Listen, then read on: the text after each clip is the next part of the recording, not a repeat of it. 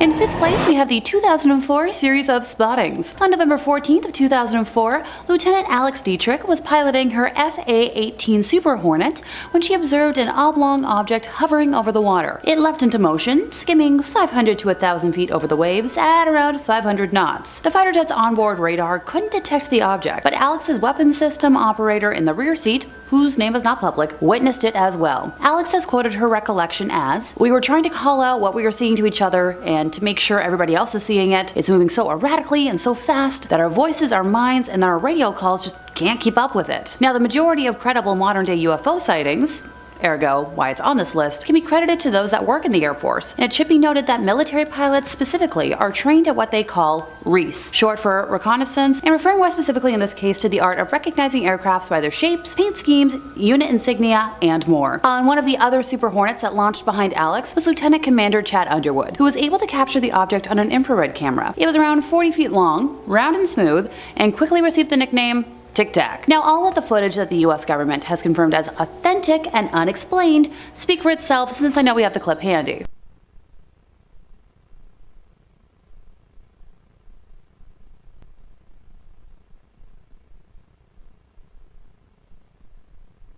Around this time, starting on November 10th to be exact, Gary Voorhees, a petty officer on the USS Princeton guided missile cruiser, had been reporting apparitions on his radar screens in the same area, triple-checking his equipment before he made his report, and being the main technician responsible for that equipment, along with having 6 years of Navy experience at the time. Voorhees described what he was seeing as impossible. In just seconds, an object had dropped to the waterline from 60,000 feet, hovered, and then zipped away at high velocity, making right-angle turns that were quoted as being confounding and defying gravity. I'm not Elphaba. The objects returned for the next week, with Voorhees quoted as saying, "I was able to see it on the horizon during the night and during the day, and it definitely was a glowing object. Could I tell you for 100% certainty what it was exactly we were tracking? No." Now, footage of this event used to exist, with Gary being able to vividly describe his memories, but has since been completely scrubbed from the internet. Just gonna give the Pentagon my usual dose of side-eye right about now. Don't mind me. In 4th place, we have the Washington Flap. At 11:40 p.m. on Saturday, July 19th of 1952, Edward Nugent, an air traffic controller at the Ronald Reagan Washington National Airport, try saying that 5 times fast, spotted 7 objects on his radar. The objects were around 24 kilometers south-southwest of the city, not following any established flight paths, and no known aircrafts were in the area. Edward's superior, Harry Barnes, a senior air traffic controller at the airport, watched the objects on the radar scope, later writing that they knew immediately that a very strange situation existed. Their movements were completely radical compared to those of any ordinary aircraft. Harry had 2 controllers check Edward's radar, and they found it was working normally. He then called the National Airport's radar-equipped control tower, and the controllers there said that they also had unidentified blips on their radar screen, and saw a hovering, bright light in the sky that was moving at speeds they couldn't understand. At this point, other objects appeared in all sectors of the radar scope, and when they moved over the White House and the United States Capitol, Harry then called the Andrews Air Force Base, which was located around 10 miles away. Although they reported that they had no unusual objects on their radar, an airman soon called the base's control tower to report the sighting of a strange object. Airman William Brady, who was in the tower, saw an object which appeared to be like an orange ball of fire, trailing a tail, saying it was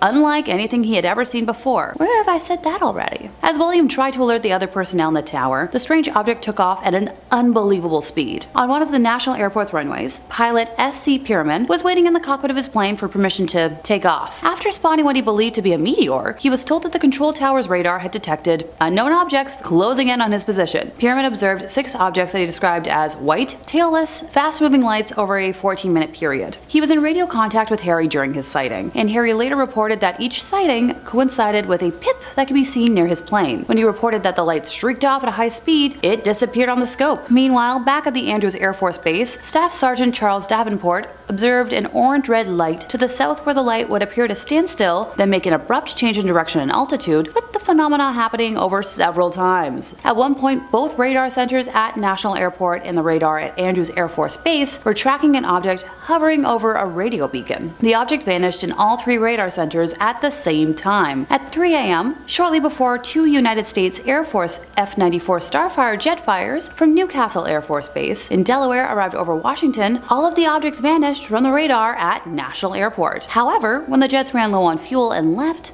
the objects returned, which convinced Harry that the UFOs were monitoring radio traffic and behaving accordingly. The objects were last detected by radar at 5:30 a.m. Now, the government later tried dismissing the events of that day on a temperature blip, but those who were present have been adamant otherwise.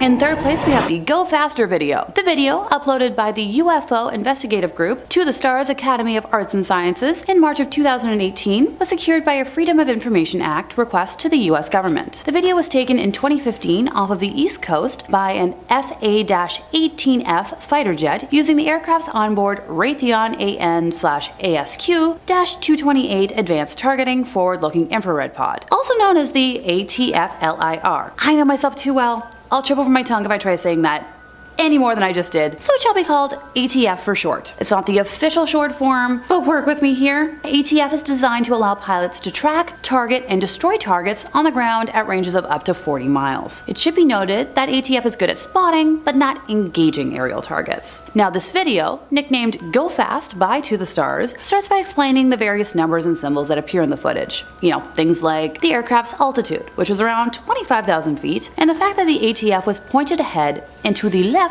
of the Super Hornet. The readout also explains that the aircraft was traveling at 252 knots and in a 5-degree turn, and the unknown object was approximately 4.4 nautical miles away. The video shows the Super Hornet's weapons system operator repeatedly trying to acquire the UFO with the ATF's built-in auto tracker, which can pick out an object and keep it centered on camera. After 2 tries, the weapons system officer, or WSO for short, shouts, "Whoa, got it!" To which another person assumed to be the pilot says, "Woohoo! Whoa! What the bleep is that thing?" the pilot asks. The WSO later says, "Oh my gosh, dude."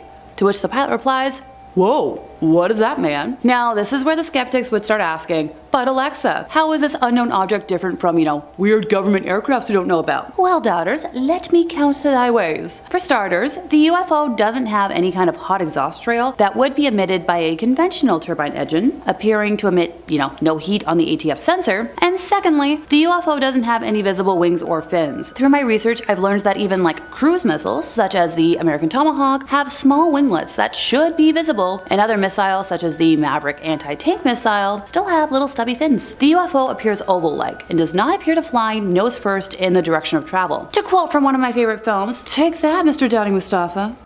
In second place, we have the Aguadilla UAP. Jonathan Lace, spokesman for the Scientific Coalition for UAP Studies, SCU for short, explains that the organization believes the most compelling footage of anomalous activity ever taken was by a Homeland Security aircraft over Puerto Rico on April 25th of 2013. I'll let you folks make up your own minds in the comments, but let's get at it. The video was captured at around 9:20 p.m. on that fateful day as an unknown object flew across the runway of the Rafael Hernandez Airport in Aguadilla and was caught on infrared camera by a U.S. Customs and Border Protection aircraft, the footage of which was leaked to the SCU by an anonymous source. The eerie footage shows an object believed to be up to 5 feet in length, moving at speeds of up to 120 miles per hour, get close to the ground before seemingly plunging into the ocean and splitting into two. In a 50-page report, the SCU has made notes that no bird, no balloon, no aircraft, and no known drones have that capability. It also appears to not disturb the water when plunging beneath and then re-emerging from the surface, a phenomenon known as trans-medium travel. SCU investigators said that the object appears to be of unknown origin after spending 1,000 hours researching the UAP in question. It is claimed that the pilots of a DHC-8 turboprop spotted a red light over the ocean. They then contacted the control tower, who told them they did not know the identity of the object, and then the object's lights went out as it approached the shore. The plane then engaged its thermal imaging camera and went on to follow the UAP. The SCU report concluded by saying that the video is the best documentation of an unknown aerial and submerged nautical object exhibiting advanced technology they've ever seen. They have since called for the release of more data from the Pentagon after the release of the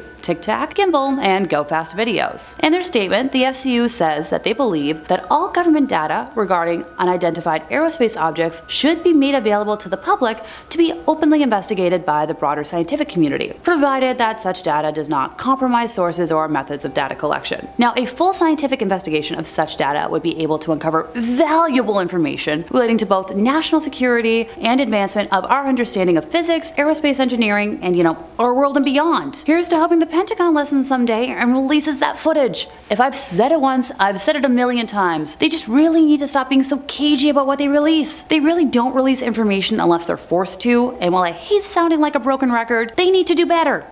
And in first place, we have the Chicago O'Hare Airport sighting. At around 4:15 p.m. on November 7th of 2006, federal authorities at Chicago O'Hare's International Airport received a report that a group of 12 airport employees were witnessing a metallic, saucer-shaped craft hovering over gate C-17. The object was first spotted by a ramp employee who was pushing back United Airlines Flight 446, which was departing Chicago for Charlotte, North Carolina. The employee made the flight's crew aware of the mysterious object above their aircraft, and this unknown craft was also witnessed by, pilots, airline management, and mechanics, so a lot of people. No air traffic controllers saw the object though, and it didn't show up on radar. Witnesses described the object as completely silent, 6 to 24 feet in diameter, and dark gray in color. Several independent witnesses outside of the airport also saw this object. One described, seeing a disc-shaped craft hovering over the airport, stating that it was obviously not clouds since the object shot through the clouds at a high velocity, leaving a clear blue hole in the cloud layer, which closed itself shortly after the events. According to a reporter at the Chicago Tribune, the disc was visible for approximately 5 minutes and was seen by close to a dozen United Airlines employees, ranging from,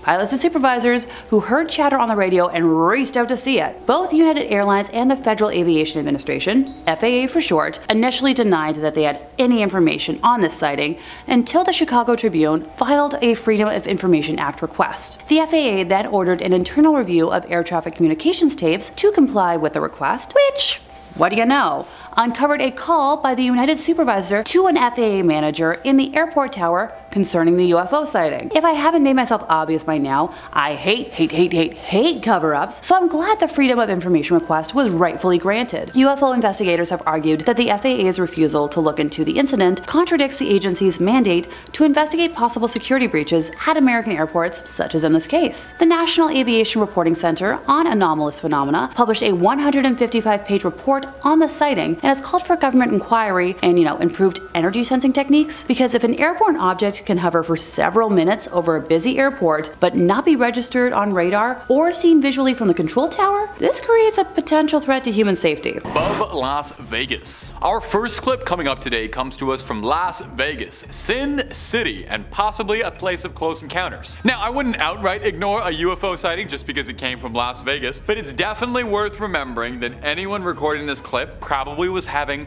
a lot of fun and, doing some things, and probably just lost a down payment on their house, so take it all with a grain of salt as you would any other UFO clip. Like most UFO clips, it's pretty difficult to make out what's happening exactly, but up in the sky we can see something moving through the cloud that sure doesn't look like a bird, a plane, or Superman. We can see a red ring looking down ominously on the streets below like the Eye of Sauron. From what we can make out, the shape looks to be gigantic. Impossible to really ascertain from a street level, but yeah, it's big. It is definitely big. Now, I love the feel of this clip, like the aliens flying overhead feels very cinematic to me, but the skeptic in me has to acknowledge with how many bizarre lights must be going off at any given time down on the strip, it's not impossible that this clip is just a trick of the light, but I can't deny that the clip does look good. Would I bet on this being an alien? I'm not sure, but since it is in Vegas, I'm certain I could find someone who would bet on it. Trouble, of course, though, is I feel like even if an alien was spotted like walking around Las Vegas in broad daylight, no one would ever be allowed to talk about it since,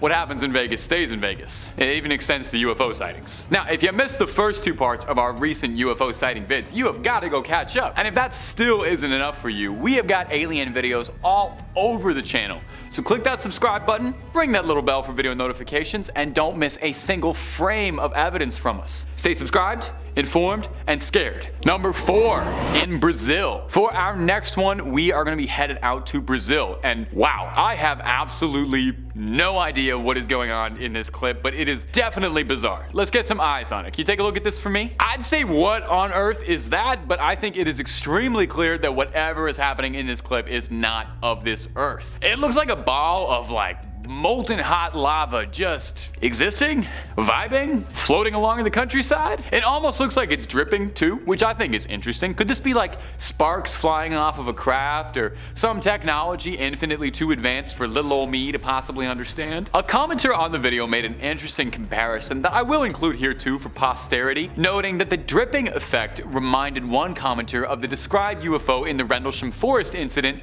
which was purported to have also been dripping something out of it as it flew, which resembled magma. And if you don't know the Rendlesham Forest incident, we've covered it a couple times on the channel. Can't remember the exact titles of the videos, but I definitely have talked about it. The entity moves very erratically, so it's hard to even guess what this could be. The light seems to be like pulsing out of it. Usually you can always entertain the possibility in any UFO clip that, maybe it's a drone or a weather balloon, but for this one I am out of ideas, and I am more likely to say it's a demon than anything else. So I am officially turning this one over to you guys, comment section. If you can crack this case, you are more than welcome to be my guest, and please let me know if you got any theories or ideas about this one, because I am fresh out of them. Number 3, Guadalajara. Our next video is going to be taking us down to Mexico, in Guadalajara specifically. Originally posted to TikTok, the video is pretty clear, refreshingly for UFO clips. You can see something bizarre flying around in the sky, with a series of lights flashing in a circular, almost like honeycomb-esque pattern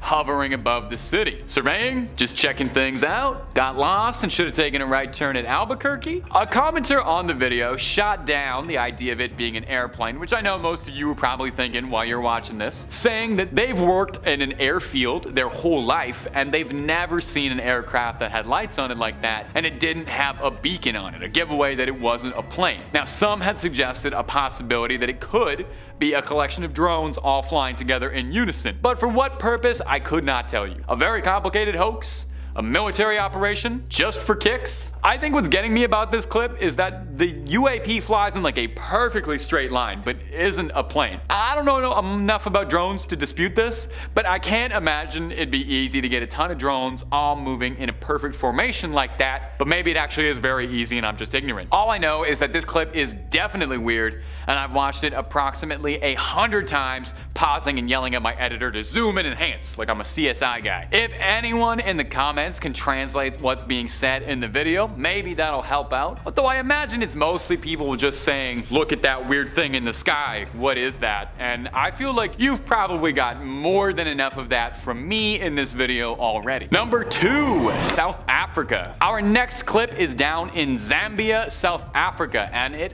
honestly looks like an arrival scene that came out of a movie. We can see 4 blindingly bright lights slowly coming forward in the night sky, offering absolutely no clue as to what this could possibly be. Now, the usual drone theory is definitely possible. We can consider this could be 4 drones moving in unison or something, but I don't know. It seems too perfect to be drones. Now, since it is in South Africa, I would be more than a little concerned that this could possibly be the prawns touching down, and I hope we all learned a very important lesson from District 9 about how to treat our alien friends. The clip in question also features an amazing narration, and I don't know how much of it we're allowed to include in here. A lot of you are so smart.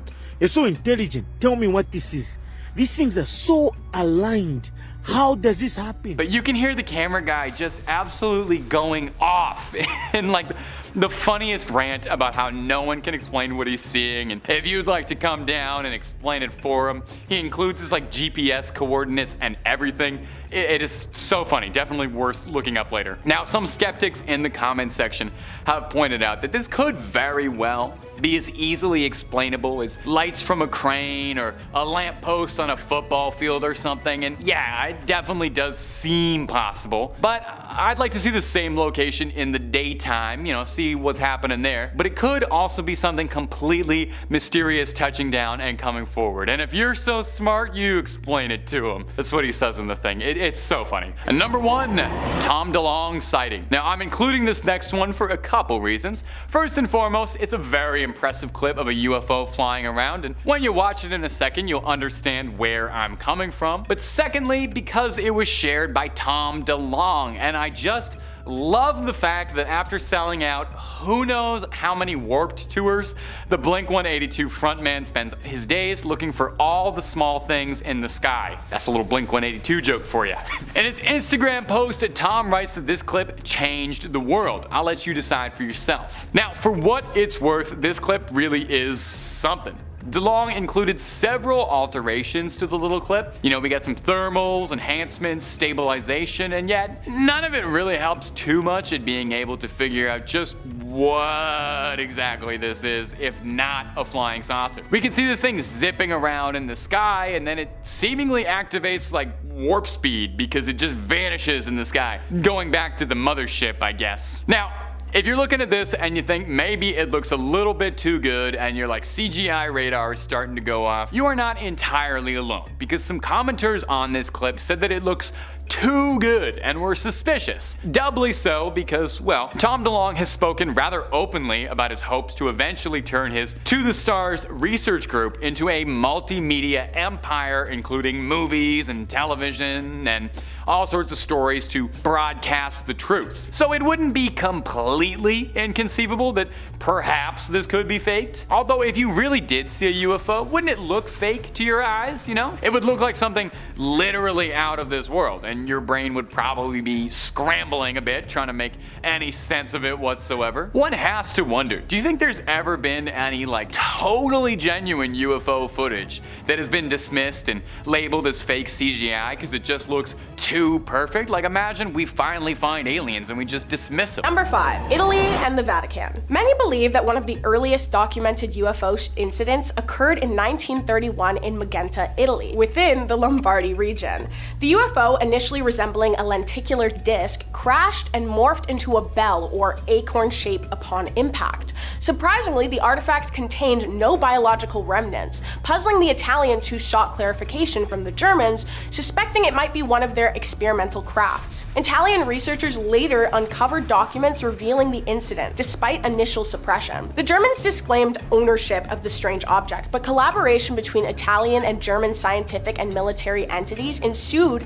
as both nations were intrigued by the unusual artifact. The collaboration's specifics remain unclear, but it suggests a level of scientific and military exchange prompted by the discovery. The Italians, perplexed by the crash, reached out to the Germans for clarification, and it sparked joint investigations into the mysterious object. The Germans denied ownership, of course, but this collaboration hints at the international curiosity surrounding such occurrences and the cross-border efforts to understand them. While details about the discovery remain uncertain, historical records indicate that the crashed vehicle measured approximately 20 feet by 10 feet, making it sizable but not excessively large. Questions regarding its nature as a drone or a piloted craft were dismissed, as there was no evidence of occupants inside the artifact. After the crash, the military intervened, relocating the object to a designated storage location. The United States eventually obtained access to the artifact towards the end of World War II, marking one of the early instances of documented UFO recovery by the US government. Human intelligence operations were informally conducted by various entities, including the Vatican, which played a role in intelligence gathering for the United States.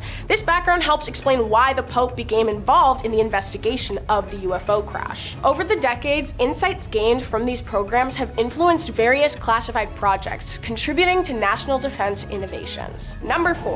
Lonnie Zamora Incident. In the spring of 1964, Lonnie Zamora claims to have seen two people standing beside a large, shiny object that later launched into the air with a roaring burst of fire. Lonnie gained a significant amount of attention from the media, UFO organization and investigators, and the Air Force. Lonnie Zamora found himself in an open field after seeing what he assumed to be a motor crash from a distance. Zamora continued pursuing the crash until he saw a blaze of fire. Zamora then assumed that an explosion had occurred, so he decided to investigate the incident from a distance. It was then that Lonnie noticed a white, shiny object, originally assumed to have been an overturned white car. He described the object being oval and likened the material to aluminum. Many theories have been provided in an attempt to explain what Lonnie saw that night. Some said it was merely a mirage of the star Canopus. Others suggested that it was a lunar landing test by humans, not aliens. The president of New Mexico Tech claimed that it was just a prank put on by some of the students, saying it was just a balloon and a candle, not high-tech alien equipment. In 1966, the country's commerce president, government decided to make the location more accessible to tourists. They installed walkways and signage, hoping to attract alien enthusiasts from all over the country. But the tourist destination is actually not placed at the exact site. In fact, it's about a quarter-mile away. Locals claim the decision to move the pathways was due to radioactivity on the original site. Number 2. Rendlesham Forest Incident. The Rendlesham Incident was a series of unexplained lights being sighted near Rendlesham Forest in Suffolk, England. The first sighting occurred in the early morning on December 26, 1980, when a security patrol saw lights descending into the nearby forest. He originally thought it was a fallen aircraft, but upon entering the forest to investigate, they witnessed a glowing object that was metallic in appearance with colored lights. As they continued to approach the object, it appeared to be moving among the trees, and caused the animals on a nearby farm to go into a frenzy. The police were called, but the police reported that the lights could only be seen from a lighthouse miles away on the coast. The next morning, servicemen found small impressions on the ground in a triangular pattern, along with burn marks and broken branches.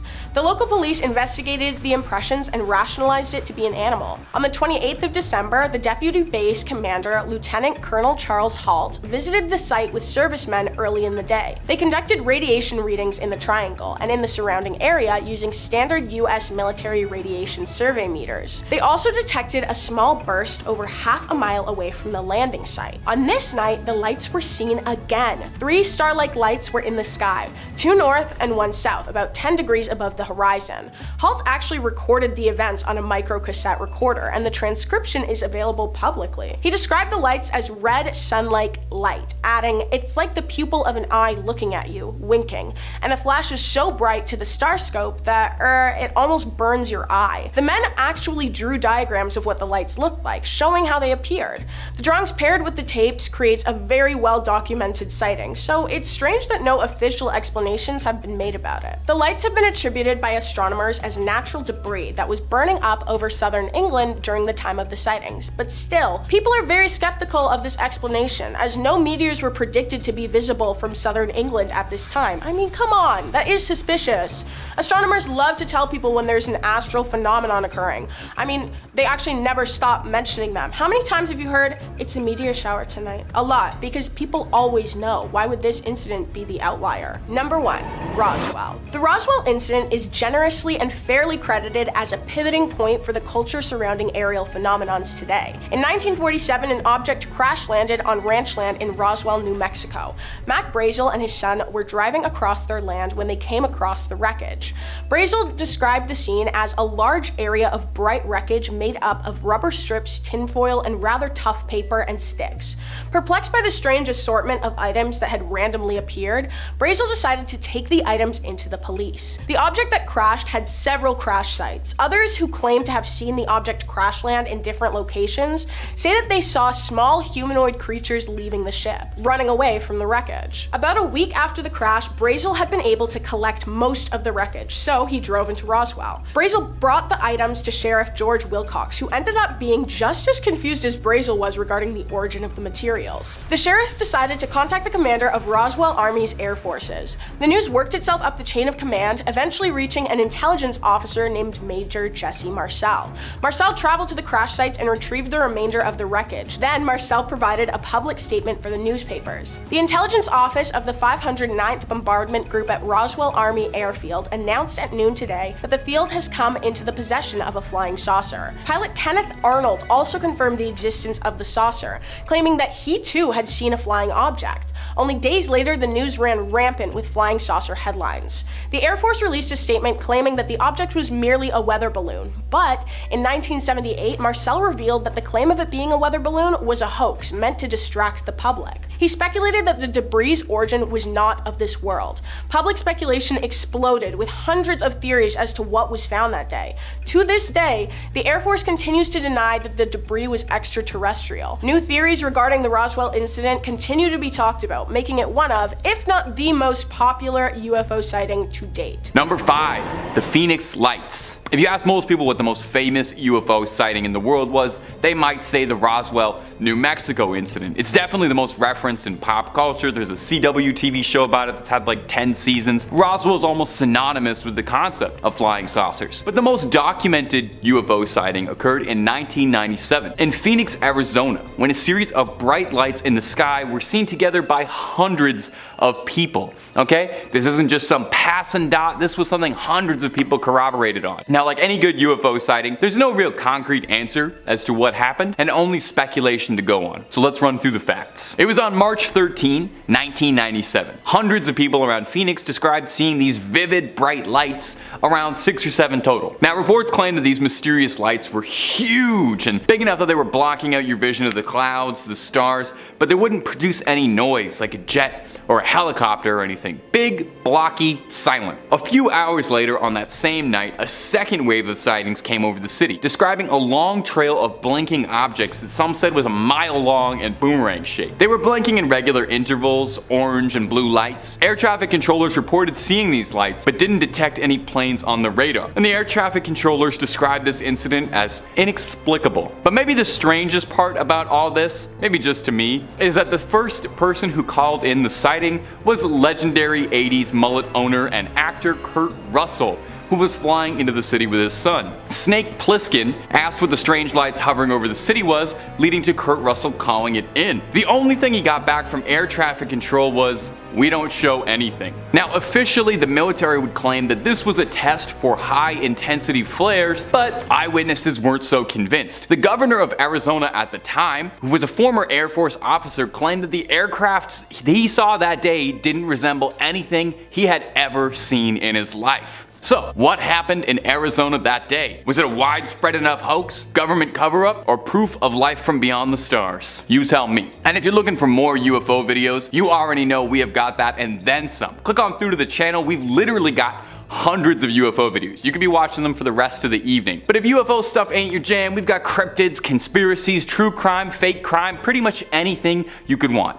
So hit subscribe, hit that little bell, and don't miss a single thing. But do it at the end of this video, would you kindly? We got way more UFO sightings coming up for you. Number 4, Japanese Flight 1268. Our next sighting comes to us out of Japan. Well, the skies of Japan. It's a video about flying objects after all. It was in November of 1986 when a pilot on a cargo flight thought that he made a close encounter of the third kind. When Captain Kenju Terauchi and a skeleton crew were flying a cargo delivery of some fancy bougie French wines into Japan, when Captain Terauchi claims he saw shining bright lights surrounding both wings of the plane. Now, initially, Terauchi said at the time he thought that this was just US flown fighter jets patrolling around the border of the Soviet Union. But when he got a decent look at the craft, he realized these weren't friends of Uncle Sam. He said, "2 spaceships stopped in front of our face, shooting off bright lights." He continued saying, "The inside of the cockpit shined brightly, and I felt warm in the face." These aircraft in particular were described as being cuboid, I guess they're Borg ships, with jet propulsion systems clustered around a dark center. At the same time that these unidentified objects were soaring by the plane, these objects seemed like they were jamming the plane's communications in some way, as Terauchi and the crew couldn't contact ground control at all during the sighting, as if there was some electromagnetic field. The rest of the crew, however, wasn't quite as convinced by this strange encounter, with the co-pilot and flight engineer believing that the objects they saw were not but strange lights, and agreed that they were definitely unexplained and they couldn't find a reasonable possibility for what they were, but that they didn't necessarily think they were flying saucers. A committee looking into the phenomena claims that it was just light refraction through ice crystals suspended in the clouds, but that doesn't quite explain how the cockpit got warm or anything like that, or where the communications were going. So what do you think? Aliens or ice crystals? Number 3, the Betty and Barney Hill incident. It's sad how many people see a UFO and no one else in the entire world will believe them. You know, not their friends, not their family. That's why this case is different. A young married couple claims that not only they saw a UFO together, but they were abducted together. That's one for the memory books. You know, they say the couple that probes together stays together. It's a fairly well documented case. It even served as the inspiration behind the alien abduction story in American Horror Story Asylum. And how about Evan Peters, huh? Love that guy. Anyway, the real story revolved around around Barney and Betty Hill in 1961. The two of them were driving home through New Hampshire when they both saw a blinding bright light flying above them in the sky. Betty started to feel dizzy, and the two of them soon found themselves asleep on the road. A moment passed, and they found themselves parked in their driveway 2 full hours later, not remembering a second of what had happened. The couple claimed that they had traveled to a star system 39 light years away called Zeta Reticuli. The two had connections and were able to get in contact with Air Force officials to report their strange sighting, and would spend the next few years trying to explain their case to anyone who would listen in the desperate hopes of getting some help and some answers. Barney would meet with a psychiatrist regularly who he told that he kept having nightmares where he was being operated on by small gray-skinned, slanted-eyed creatures that would take samples of his skin, his fingernails, his flesh to do with he did not know. So the psychiatrist had him undergo hypnosis therapy, his wife as well, hoping perhaps that something repressed could be unearthed, and maybe they should have left it alone, because what they found was terrifying. When going under hypnosis and waking back up, Betty was able to draw a scientifically accurate map of the star system from memory, creating a map that was nearly spot on to the real Zeta Reticuli. This incident inspired the Air Force to launch Project Blue Book to collect more stories of UFO abductions like this. Number 2. Kenneth Arnold. If you've ever wondered why flying saucers became the default term for UFOs as opposed to something like flying cigars or flying triangles, it has a very large part to do with this next story, which was one of the first big mainstream sightings of a UFO in 1947. Now interestingly, possibly coincidentally, possibly not, this incident occurred only a few weeks before the infamous Roswell, New Mexico incident, so UFO fever was just on the brain around 1947. This happened to Kenneth Arnold, a clean-cut all-American aviator. He was flying a small private plane over Washington around Mount Rainier on a scavenger hunt of sorts for the wreckage of a downed plane, which had a fairly significant reward offered by the Army for its salvage, which Kenneth was after, of course. While he was prospecting, Arnold claims to have seen 9 blinding bright flashes of light, flying in a bizarre pattern like the tail of a kite. Described as saucers moving at an incredible speed, Arnold tried to do his level best to assess what these things were from the seat of his aircraft, working out how fast they were moving, taking his watch and clocking from when they reached the peak of the mountain. He worked out that they were going about 1,700 miles per hour, which is pretty darn fast considering in 1947 humans had just broken the sound barrier at 700 miles per hour, and that was an unbelievable leap in technology. Whatever it was Kenneth saw, it was something far more advanced than anything he'd ever seen on Earth. When he'd landed, he told the crew at the airport about everything that he'd seen, suggesting that he'd seen missiles or maybe some experimental new tech. For weeks after, Arnold would become a media darling, being interviewed by several reporters, all hoping to get the big scoop on this. Part of what made this such a defining UFO story for the American people was how earnest Arnold was about his story. He was an honest man who provided straightforward facts, experience with aviation, a mathematical and rational approach to all of this, and very little in the way of wild speculation.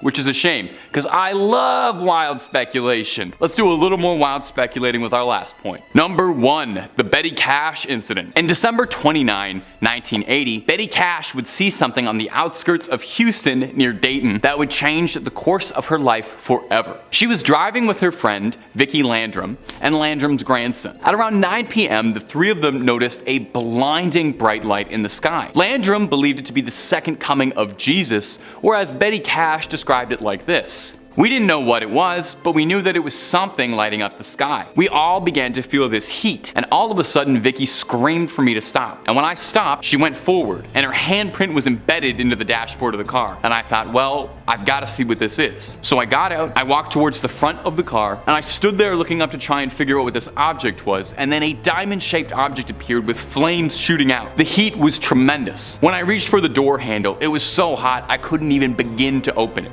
The only thing I was thinking while all this was happening was, are we going to make it out of this alive?" Landrum stated that moments later, a large squadron of black helicopters took over the sky above the area. After the choppers cleared, Betty took the Landrums home and retired for the night. The next morning, Miss Cash said she was extremely sick, suffering from nausea, vomiting, diarrhea, weakness, an intense burning in her eyes. Now bizarrely, Landrum and her grandson all reported the same symptoms. These symptoms would worsen pretty seriously, with large blisters forming on the skin, and eventually Betty Cash had to be taken to a hospital where she was suffering from cancer symptoms, where she lost large patches of skin and clumps of hair. Now, to date, there has never been a conclusive answer to what happened to Cash and Landrum. What caused the radiation sickness?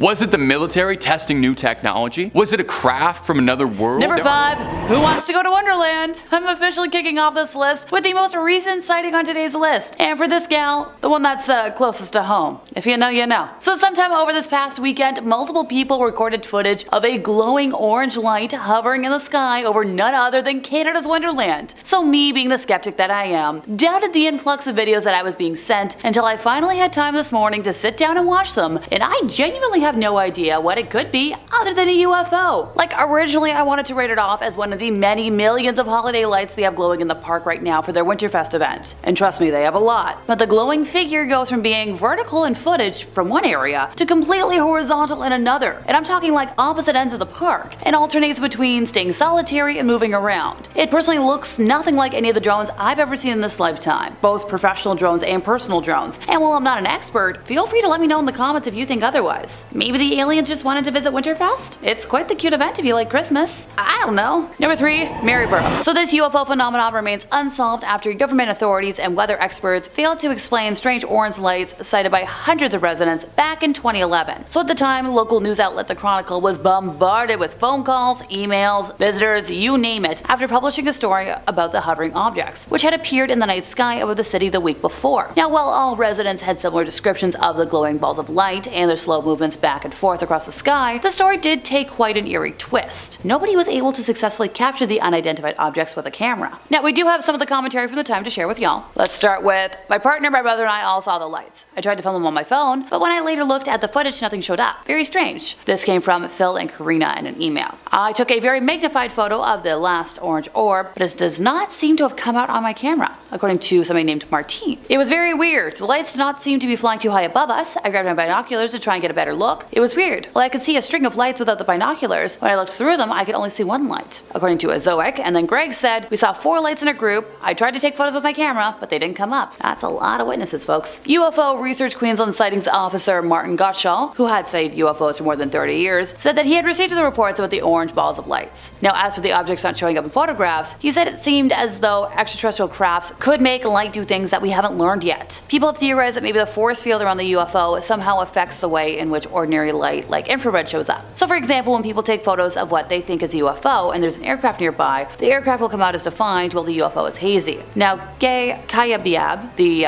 local neighborhood center multicultural worker, dismissed suggestions that the lights were Chinese New Year's lanterns. Apparently, the Chinese population in that region wasn't very significant, and since it wasn't the Chinese New Year at the time, it was close, but it was already over, it just wasn't it. Lanterns are released as signs of good luck, but he wasn't aware of any celebrations, and it was very unlikely that they would be released for several days in a row. A Fraser Coast Regional Council spokesman said it was unlikely the lights were caused by aircrafts, but from the nearby airport. A spokesman from the Bureau of Meteorology said he couldn't think of anything weather-wise that would cause something like that, and directed the Chronicle to 2 different Queensland UFO organizations. Now, the Australian Army was contacted but didn't respond to a suggestion that the bright lights could have come from its, training area. So let me know in the comments what you think. Number 2, Colombia. So back in January of 2011, the highest volcano in Colombia was the scene of numerous UFO sightings, which according to some is due to extraterrestrials monitoring seismic activity in an effort to save the human race. Locals in the border region between the 2 departments of Huila and Coca, where the Volcan Nevado del Huila is situated, believe the UFOs to belong to extraterrestrial beings and have documented sightings with pictures and videos. Now, these claims were backed by local UFO expert Ricardo Ayerbe, who told the newspaper that he had witnessed an increase in unidentified flying objects over the last decade. Now, he explains that he was investigating the phenomenon and believed that alien beings have an interest in the geological area, which at the time presented at a level 3 risk level means,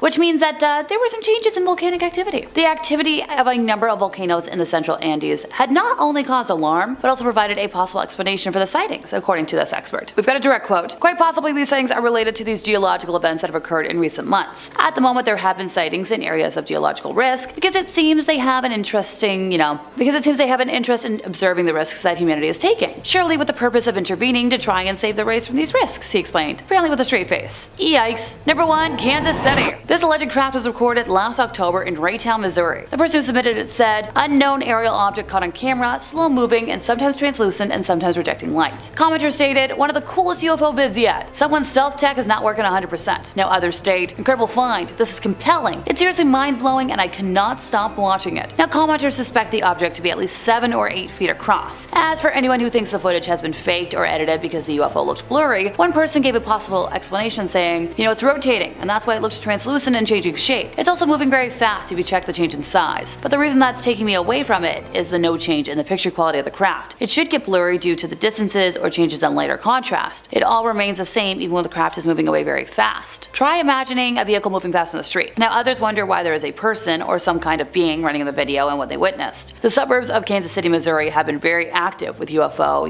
UAP sightings and reports for the last decade. So maybe it's time to take a field trip?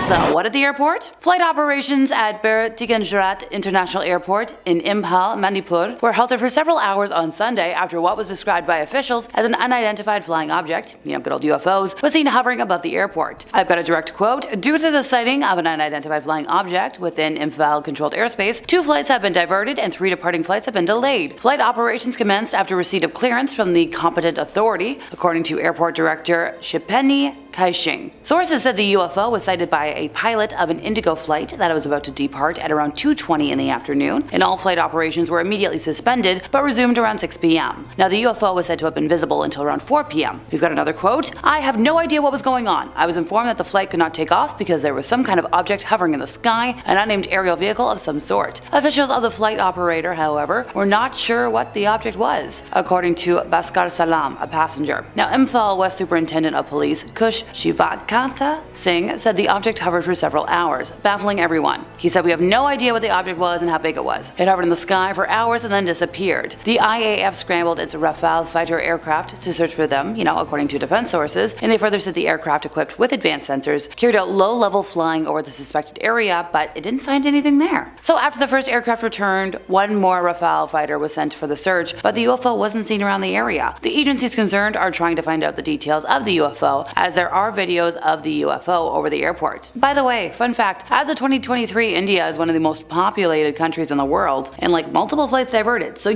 everybody around there had eyes on it. There has to be good footage somewhere, I'm just hoping it gets out here. As of the time of this recording, we just have a little bit. India has a legitimate government. They had legitimate aerospace safety concerns. Shutting down an entire international airport is a huge deal. Trust me, I've been to Pearson. So meanwhile, the mainstream media is claiming that it was drones. The announcement they lost the UFO was buried under the announcement that the government of India is shutting down the internet in the state of Manipur for the next 5 days because of the current violence in the region. Now, the online general public has made a suggestion that doesn't make sense to me, because once again, they're saying oh, drones. But how would an area besieged by crazy violence be in possession of one of only 2 multiple $1,000 drones that could fly for 3.5 hours and break the law without punishment? I don't know a lot about drones, but I did ask some friends who do a lot of drone footage, and they couldn't even think of a single quadrocopter style drone, which is the only one that could stay in place for that long, that would have anything close to enough battery power to have that kind of intensity to fly for more than a few hours. So if this is a drone, somebody, somewhere, somehow steroided the battery life. It's just not possible. Yes, it could be a weather balloon. We've all heard that explanation before, because that's what it always is when the government doesn't know what something is. There's probably never going to be enough evidence to say one way or the other, so it'll eventually be designated a weather balloon by one government or another. So I'm calling it now. Come back in 2 weeks, check this video. Alexa Morgan is saying it now. Somebody's going to say it was a weather balloon. Number 4, the 2015 Gulf of Mexico. A video uploaded 8 years ago to the interwebs is just starting to get some traction now thanks to a recent Reddit post. User 7R34 wrote in the description, a friend of his took this video on his phone. The video is clear, shape and lights are visible, mentioning specifically pink flashing lights. Okay, I love pink, I'm a little biased. He sent the video from his cell phone through email, which is why it's compressed to a lower quality, and the uploader was trying to figure out how to get the footage back to its original quality, but admits he isn't the best with technology, and hey, neither am I sometimes. Thankfully, I've got an iPhone, it does it for me. Apparently, the platform location is a mile away from the Flower Garden Reef and 130 miles from offshore, and the UFO is around 8 miles away from that. So when the object started coming closer, it seemed as if our friend stopped recording, and apparently, according to the uploader, he got nervous and headed indoors, which I don't blame blame you. If I saw something weird in the sky, I'd be running away as well. The flight characteristics reminded him of the way an RC drone flies, but at the time, no civilian setup could go that far. Not to mention, once again, the battery power required for the trip. Back in the day, that just wasn't possible for a drone. Trust me, I know somebody that had one, like one of the original drones. Just not possible. Number 3, Canadian Triangle. Okay, not Canadian Tire, folks. Relax, relax. This is not a reward system. And yes, I'll be the first to admit we don't know as much about this footage as some of the other entries on today's list, so bear with me here. I found this video also while surfing Reddit earlier, and while the site does tend to be in all the Wild West for finding credible information at times, I think my nonsense filter is pretty decent at this point. Also remember, this is part 4. We are 20 entries in. I gotta find something. Around 4 months ago, user CuriousAd5774 said, "Don't got much to say about this video other than when my dad originally sent it to me, I felt like it had to be a UFO and there's nothing else that seemed to explain it. Canada is notorious for sightings and I myself have seen a few. This was taken way before drones were being used regularly and I'd say this video is easily 10 years old." Alrighty folks, time to break this down. As a Canadian, I feel like I'm an expert now. While watching the video, you can see a number of different orbs in a dark sky and the way they move and interact cannot be explained by science. Now, user Death Perception has an idea what it could be, saying, "This is pretty good footage. Yeah, it's dark and an old video, but if it's real, then it's clearly the typical black triangle that's been seen since at least the 90s. Yet another user, only capital 5393, was able to relate to the footage, saying it was exactly what their brother and mother described way back in the 90s. So we're validating the other point. They were driving in New Hampshire in the wee hours of the morning, going south, and this UFO came and followed them for a while on the highway. Now there was nobody else around and it got above them and just sort of followed them. The lights are exactly what they described though. How they kinda spin in a circle around the center light. Now this user has never seen anything what they described until that point. Now they would have sent this video to the other folks to, corroborate, but sadly their mom passed away in 2015. She was an Air Force flight nurse during Vietnam and had never seen anything like it before. She'd actually heard rumors about UFOs while being in the Air Force, and the sighting made her quite interested in the subject. She reported it and joined MUFON, and at one meeting she sat at the same table with Betty Hill and talked with them. So they really wish that their mom was still there to show her it, which, hey, this is fascinating. Like, the proof is there, folks. The proof is there. I keep saying it. It's there. Number 2, now you see it, now you don't. So back in 2014, the disappearance of the Boeing 777 with 227 passengers and 12 crew members on board led to a search effort stretching from the Indian Ocean, west of Australia, to Central Asia. So for context, if you didn't know about this, because I totally forgot about it, Flight 370 took off at 12:41 a.m. local time and reached a cruising altitude of 10,700 meters at 1:01 a.m. The Aircraft Communication Addressing and Reporting System, which transmitted data about the aircraft's performance, sent its last transmission at 1:07 and was subsequently switched off. The last voice communication from the crew occurred at 1:19, and at 1:21 the plane's transponder, which communicated with air traffic control, switched off, just as the plane was about to enter Vietnamese airspace over the South China Sea. At 1:30, Malaysian military and civilian radar began tracking the plane as it turned around and then flew southwest over the Malay Peninsula and then northwest over the Strait of Malacca. At 2:22, Malaysian military radar lost contact with the plane over the Andaman Sea. An Inmarsat satellite in geostationary orbit over the Indian Ocean received hourly signals from Flight 370 and last detected the plane at 8:11. So initial searches for the plane concentrated on the South China Sea. After it was determined that Flight 370 had turned to the west shortly after the transponder was switched off, search efforts moved to the Strait of Malacca and the Andaman Sea. On March 15th, a week after the plane had disappeared, the contact was disclosed. Analysis of the signal could not locate the plane precisely, but did determine the plane might have been anywhere on 2 arcs, one stretching from Java southward into the Indian Ocean, southwest of Australia, and the other stretching northward across Asia from Vietnam to Turkmenistan. The search area was then expanded to the Indian Ocean southwest of Australia on the southern arc and Southeast Asia, western China, the Indian subcontinent, and Central Asia on the northern arc. Now on March 24th, the Malaysian Prime Minister announced that based on analysis of the final signals, Inmarsat and the UK Air Accidents Investigation Branch had concluded that the flight crashed in a remote part of the Indian Ocean, which made it unlikely that anyone on board survived. But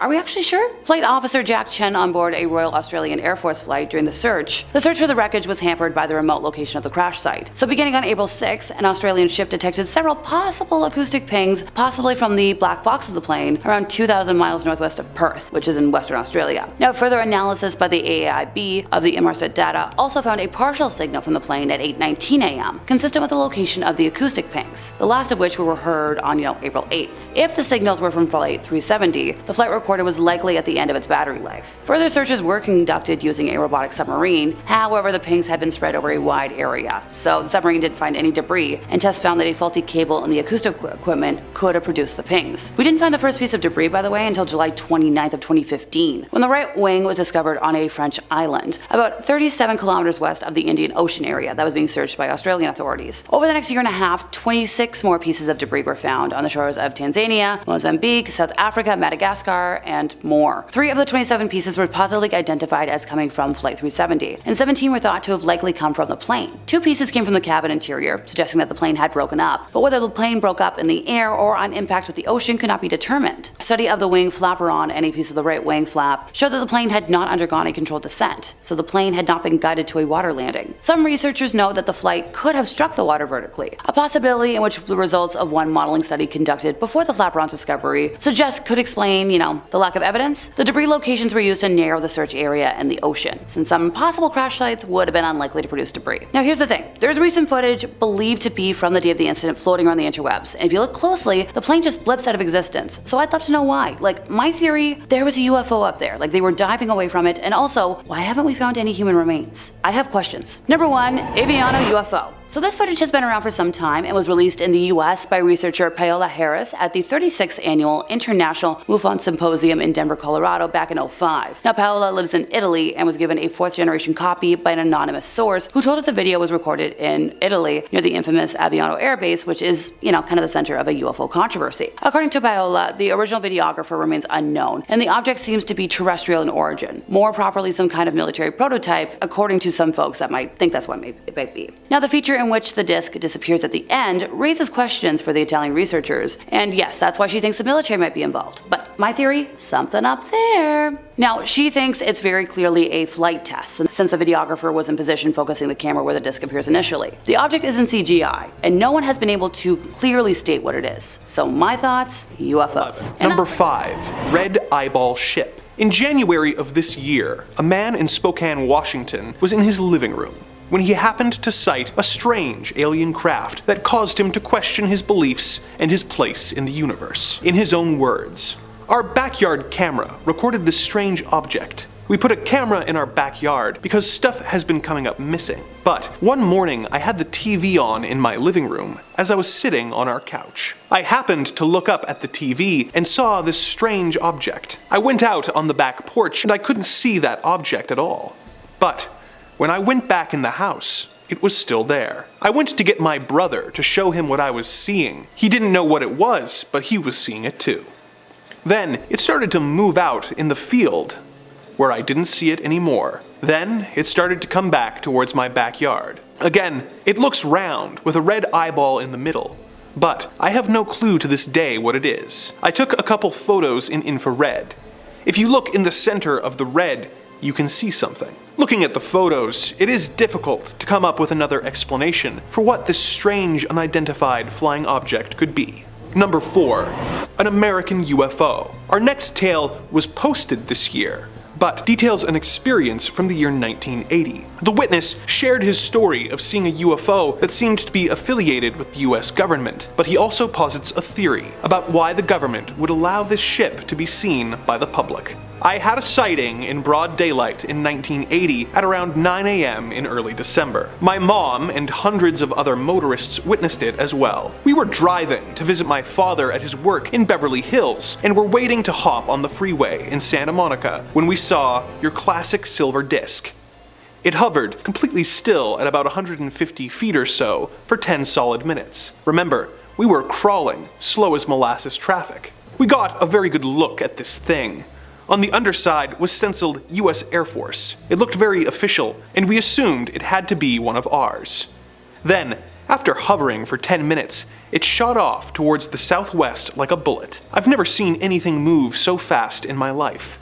It was shocking, but I have a theory as to what the craft was doing there and why we witnessed it. I don't know how familiar you are with Jimmy Carter on the issue of UFOs, but he is on record as having had a sighting of his own in 1973. Carter was no flake. He had a degree in nuclear physics and is a former naval officer, retired at the rank of lieutenant, which in the Navy is like the Army equivalent of a major. Rank promotions are much harder and time-consuming in the Navy. Anyhow, Carter tried like hell to get disclosure during his presidency. He knew he was being stonewalled. When you think about it, It's unacceptable that the nation's most powerful elected leader cannot declassify something that the public, the world, has a right to know about. But what I've come to believe is that Carter ordered a captured or back-engineered UFO with official Air Force insignia to fly over a populated area, where thousands were waiting in traffic to get on the freeway, so people would ask the questions he couldn't find the answers to. Number 3. Father and son UFO bonding. Next, we have a story from Nova Scotia, where a young man saw an alien craft and panicked. He thought that no one would believe him until his father told him about his own close encounter from years before. Here is his story. My living room at the time had a window above me behind the TV. So, I am watching TV. I don't remember what exactly. It was about 2:30 or 3 a.m. at this point. My father got up to use the washroom and went back to bed. I got up to get a drink and saw something out of the corner of my eye, outside the window and above the high school. I literally could walk outside my house, take 2 steps, and I was on school property. I see this light above the school. I figured it was a meteor shower or space junk. I grabbed the binoculars. I looked out the window to see if I could see it. I couldn't really get a good look. It was too blurry through the window. So I went outside to have a look. It was not very bright in my small town. I look out towards the school. I see something I can only describe as a ball metal, almost like a flowing liquid metal. But to my eyes, seemed like it was taking the form of a sphere, condensing in on itself from time to time and rippling. As if the surface rippled like water, the light from it appeared that way. It was circular, bright, white, almost silvery. At times, it seemed that the light coming from it had faded, and I could see that it was a solid sphere, silver in appearance. I do not know how big it would be. A guess would be the size of a 2-seater passenger plane. It darted from above the school to the hospital in a blink of an eye. The distance was about 1/4 of a kilometer, but on a somewhat linear path. I had my eyes glued to it, and it blinked out of existence. It is the only way I can describe it. I could no longer see it. I scanned around the sky with the binoculars, then found it was above a church about a full kilometer away. Same strange ball rippling like metal. I was outside for, I believe, 25 to 30 minutes. Based on my coming back in between 3:30 a.m. and 4 a.m., my brain could not comprehend what I was seeing. I literally thought I was dreaming or experiencing some kind of hallucination. I felt as if what I was seeing was straight out of a movie or sci-fi book. It was like it was darting around our entire town at random intervals, going from one part to another within the blink of an eye. The distance it traveled from the school to the hospital to the church is in total 1.4 kilometers. I snapped, and for some reason started crying. I ran to my dad and woke him up. "It's a satellite," is what he said. My father enjoyed watching stuff on UFOs and personally believed the US government covered something up about Roswell, but I never really said too much. He told me to go to sleep.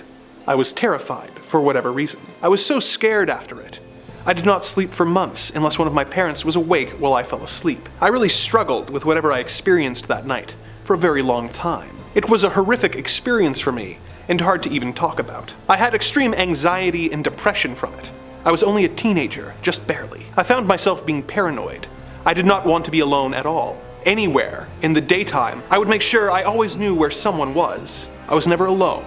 I was so afraid, I started saying prayers. I spent the next 5 years looking at everything I could that was related to UFOs. The sensation I had from it. I felt a oneness kind of, but also so completely overwhelmed with fear. It felt as if my skin was trying to escape my body. My spine burned, and the entire time I was filled with thoughts of, this is amazing, and I'm going to die. I need to get in the house. All the hair on my body was standing up. I was sweating.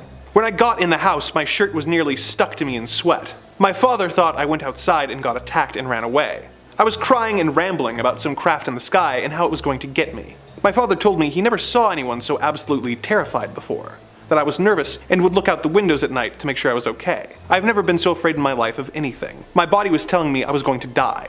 My father didn't like me waking him so I could sleep. My mother, well, was not in the picture. My father's reaction is based off of a sighting he had in the 70s that some people in the town saw. He was ridiculed by people for talking about the craft he saw so close to the ground it looked like it was going to land in the blink of an eye. It darted off and was gone. He said it was circular in shape, like the classic UFO, glowed bright yellow, and had a low hum to it. He doesn't really like talking about it. Number 2. Another father-son tale. Next, we have a story from a man who was not a believer in alien life until one night his young son pointed out something in the night sky to him. In his own words, "I was in my home in Almond, Michigan. That time of year, it gets quite dark quite early. It must have been around 8 p.m. My son, who at the time was 12, came running into the house, saying there was a UFO right outside our house. Let me add, at this point, I was not one who believed in UFOs. I went outside and my son pointed south and upwards and said, 'Look.' The funny thing was, at first I didn't see anything, but I did notice it was unusually dark. Then I noticed a very dim light. I suddenly realized that the reason it was so dark was that there was a huge craft right over our driveway. It was at tree level and was moving north at a very slow pace, approximately a slow walking speed. There was a very distinct humming, exactly like a large transformer humming. There was a very dull light in the middle, and as it traveled down our driveway, I made out a row of windows around the craft. The windows looked very large. I remember walking down the driveway with my son. The next thing I remember is standing out in the field north of my house, still looking at the UFO, when suddenly it went from approximately 90 or 100 feet straight up in the sky to where it was a pinpoint of light. It just looked like another star. This happened in under a second. We continued to watch it for quite a while when it took off in a northwesterly direction, like a meteor, and was gone in a second. There are a lot of things I can describe if you are interested, but this is the basic part.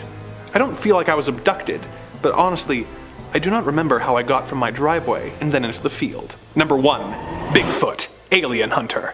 Our final story is perhaps the most insane sounding story I've ever read. It began when a group of friends went to stay in a cabin in Missoula, Montana. At first, everything seemed normal until they looked to the sky after dinner on their first night, as one of the witnesses reported. Right there, hovering above the meadow at almost the level of the hills off in the distance, it appeared to be a triangular shape / sphere shaped like an arrowhead. It had a flashing red light at each point and they flashed at the same time. Slowly, the craft started turning until it was pointing right in our direction. We all squealed with nervousness. We all convinced ourselves and each other that it was much too far away and that there was no way it could see us. Jason got up and turned the outside lights off. Then, the object turned off its lights. When Jason turned them back on, it did as well. They did this a few more times, with the craft always copying their actions. Then, with no warning, it just shot forward and then came to a dead stop over top of us, and when it stopped that quickly, it seemed that the momentum made the front end point downwards right at us. The group ran inside and hid, with one of them eventually working up the courage to look out the window, only to see yet another rare sight. Bigfoot. The witness kept quiet about this because, one thing at a time, but that night heard bipedal footsteps on the roof of the cabin. The next morning, 2 of the friends went to the river to fish, and the others had coffee on the porch, but looked to the tree line and saw the drivers of the alien craft. I saw as clear as day what is commonly called a gray alien. Its big bulbous head was peeking out from behind a tree, and I saw its dark almond-shaped eyes and the tiny nose with 2 very small holes. I'm not sure if it felt me looking at it, but it slowly moved back behind the tree. At that point, the fishermen came running back, saying that they had crossed paths with Bigfoot again. 40 feet into the woods of mainly ponderosa pine, they saw the Bigfoot. It walked step by step with them, and then it looked over at them and realized they were watching it. That's when it started walking towards them. They started running, and they saw that it was walking as quickly as they ran. When they made it through the woods, they got to a clearing, they ran with everything they had. They said it was dark brown in color and maybe 7 feet tall. Its hair was bushy in spots. Most people go their entire lives without seeing aliens, Bigfoot, or UFOs, so the fact that this trip to the cabin resulted in a hat trick is pretty impressive. If this is true, why was Bigfoot so close to an alien craft? Is he perhaps an alien as well? Is he a Wookiee? Number 4, the Picket Post, Arizona sighting. Well, with all of this stuff flying around in the sky these days, is it any surprise that people are catching more weird footage than ever before? The UFO subreddit has been lit up like fireworks on the 4th of July with all kinds of alien sightings from all across the globe. Come take a look at some of the best ones I've seen this week. Hopefully they're new to you as well. Our first sighting comes to us from a redditor by the username of MaxKeller96, and they posted a short clip from Picket Post, Arizona that's got us talking. Take a quick little look-see. This is one of the better ones I've seen in a minute. Here's what what the Redditor had to say about the clip. My sister, dad, and I were out hiking near Picket Post when one of us noticed something glimmering near the mountain, so we stopped to take a look at it. All I could make out was that it was a small bright dot in the sky. After a good 15 seconds of staring, I started recording. It then dropped what looked like 2 flares, though my sister swears she counted at least 3. Up until that point, I thought it might have been a helicopter, as there's all sorts of army stuff out there, but there's no way anything can accelerate that fast. We all lost sight of it nearly instantly after the video cuts, and we were pretty freaked out about it. I've replayed it about 100 times, and I've tried showing it to everyone, and no one has any idea other than that it could be a super advanced drone. So, if you think you know, please let me know. Well, you heard the guy. If you think you have any ideas to what's going on, you comment down below or jump into the Reddit thread and participate in the UFO discussion. The UFO subreddit is great, and they're very friendly to new visitors. That's like their whole thing. They really want to welcome new visitors. Number 3, the San Diego sighting. The San Diego and Tijuana sighting, to be more accurate. Our next entry is a pretty interesting one because it isn't just one offhanded sighting that happened in the middle of the night by somebody stumbling out in a bathrobe who's half awake, but it's a corroborated sighting that was happening seemingly across the cities of Tijuana and San Diego. And it wasn't even while Comic-Con was happening, so this isn't part of an extremely elaborate campaign for Ant-Man 4 or anything. So we either have a mass hallucination on our hands because there was something in the water, or there's some questions in the sky that need to get answered. So we'll play a few seconds of some of these clips and help you come to your own conclusions. On September 19th, 2022, several of these videos were captured of these bizarre light patterns darting across the sky. This is a massive sighting, so we can't quite dismiss this as a trick of the light or one isolated incident. There was definitely something weird flying up and around. What makes this kind of notable, besides from, how well documented this is I would say the pattern of the lights. They don't really follow like a flare pattern at all, so I don't think it's something that was dropped from an aircraft. When you watch it, they almost kind of seem to move in like a perfect unison, like flashy geese. The original poster who posted the compilation clip to Reddit added as well that another oddity they noted was that after the lights were seen and military fighter jets surrounding and circling the skies, probably to round up whatever was going on. So, comment section, I'll throw it back to you again. What do you think? Spy drones, weird paranormal lights, or is it just visitors? I think it's alien tourists who heard what a great time a weekend in Tijuana is and want to check it out. Could you imagine if aliens do come to Earth, but they're not really interested in like diplomatic relations or starting a war or anything? They're just like, we heard you guys party hard and we want in on that. Number 2, Michigan and Grand Park. Another very weird sighting coming from Reddit. This one was posted not even 2 days ago by a Redditor with a very funny username I can't read out loud on YouTube, but just know it was very funny. At first, it kind of looks like a piece of litter that somehow managed to get all the way up in the sky and is fluttering and darting all around. But if you take a closer look at it, it really seems like it's moving like it's being controlled. People in the comments of the subreddit quickly pointed out that a similar object to this showed up in Australia when this one's filmed in Michigan. Isn't that odd? 2 of these similar reports happening on almost opposite ends of the world. People in the subreddit theorize that this object in the video is one of the ones that was shot down over Lake Huron, which definitely makes sense. Lake Huron is, in Michigan. Could this be some of the last footage of this alien craft before it got burnt up? From this clip, I would say to me personally, it looks like some sort of hyper advanced drone, maybe more than a piloted craft. It looks very small, so unless there's like a really teeny tiny little alien inside there, I don't know. But with all cell phone footage, it's kind of impossible to ascertain the size of the thing. I think this one's pretty conclusive personally, and if this really is footage of the object that was shot down over Lake Huron, I would say the United States and Canadian governments agree with my assessment as well. But as all of these clips, please let me know what you think it is. If it's a drone or an alien or maybe just a really impressive kite that accidentally got destroyed. Number 1, the Columbia sighting. Now, our number 1 sighting is another international one. You think aliens are only going to show up around North America? Come on, expand your worldview a bit. If aliens invade, they're going to go after the whole planet. There's a whole lot to see, a whole lot of things they could burn down with lasers. And it seems like they were curious about the countryside of Colombia, because this footage out of Bogota, Colombia is truly out of this world. Seriously, this is like the most impressive UFO footage I've ever seen in my life. It was captured by a pro photographer who sent it along to a friend of his who's a YouTuber. Hey, reach out, let's collab. In the hopes of getting it to more eyes and people who can analyze it. And yeah, seriously, this is one of the most convincing things I've ever seen. Take a look. Now, I don't want to, poke the bear too much. I know this sounds kind of annoying. I am almost of the belief that this footage is simply too good. I wouldn't outright throw it away and discard it, but I can't remember the last time I've ever seen UFO footage where the craft in this question is this clear and easy to make out. You can almost like make out sci-fi parts of it, you know? It looks to me like it wouldn't look too out of place in a cool video game like a Halo or something. If anyone's a Metroid fan, it reminds me a lot of like the ship that Samus flies around in. I'm just excited because they put Metroid Prime back out there. I think this raises kind of an interesting question and sort of a little like food for thought for debate. As camera quality improves and the average person is now at all times carrying with them a camera that rivals most professional quality, no doubt we're gonna start seeing more stuff like this. There's gonna be an influx of footage that starts to look much clearer, which then ironically ends up getting dismissed because it just looks too good and we assume it's been faked. We're used to blurry blobs shooting across the sky, and I think that's what we kind of think UFOs look like. It's a bit of a weird horseshoe where you kind of want alien footage to look bad so it's more believable. I don't know, maybe I'm just rambling, maybe it all makes sense, but let me know what you think about this one. I think this is absolutely nuts, and I think this is the most exciting time to be into UFOs and UAPs as a whole, because it really feels like we're getting a breakthrough pretty soon. But maybe I just want to believe.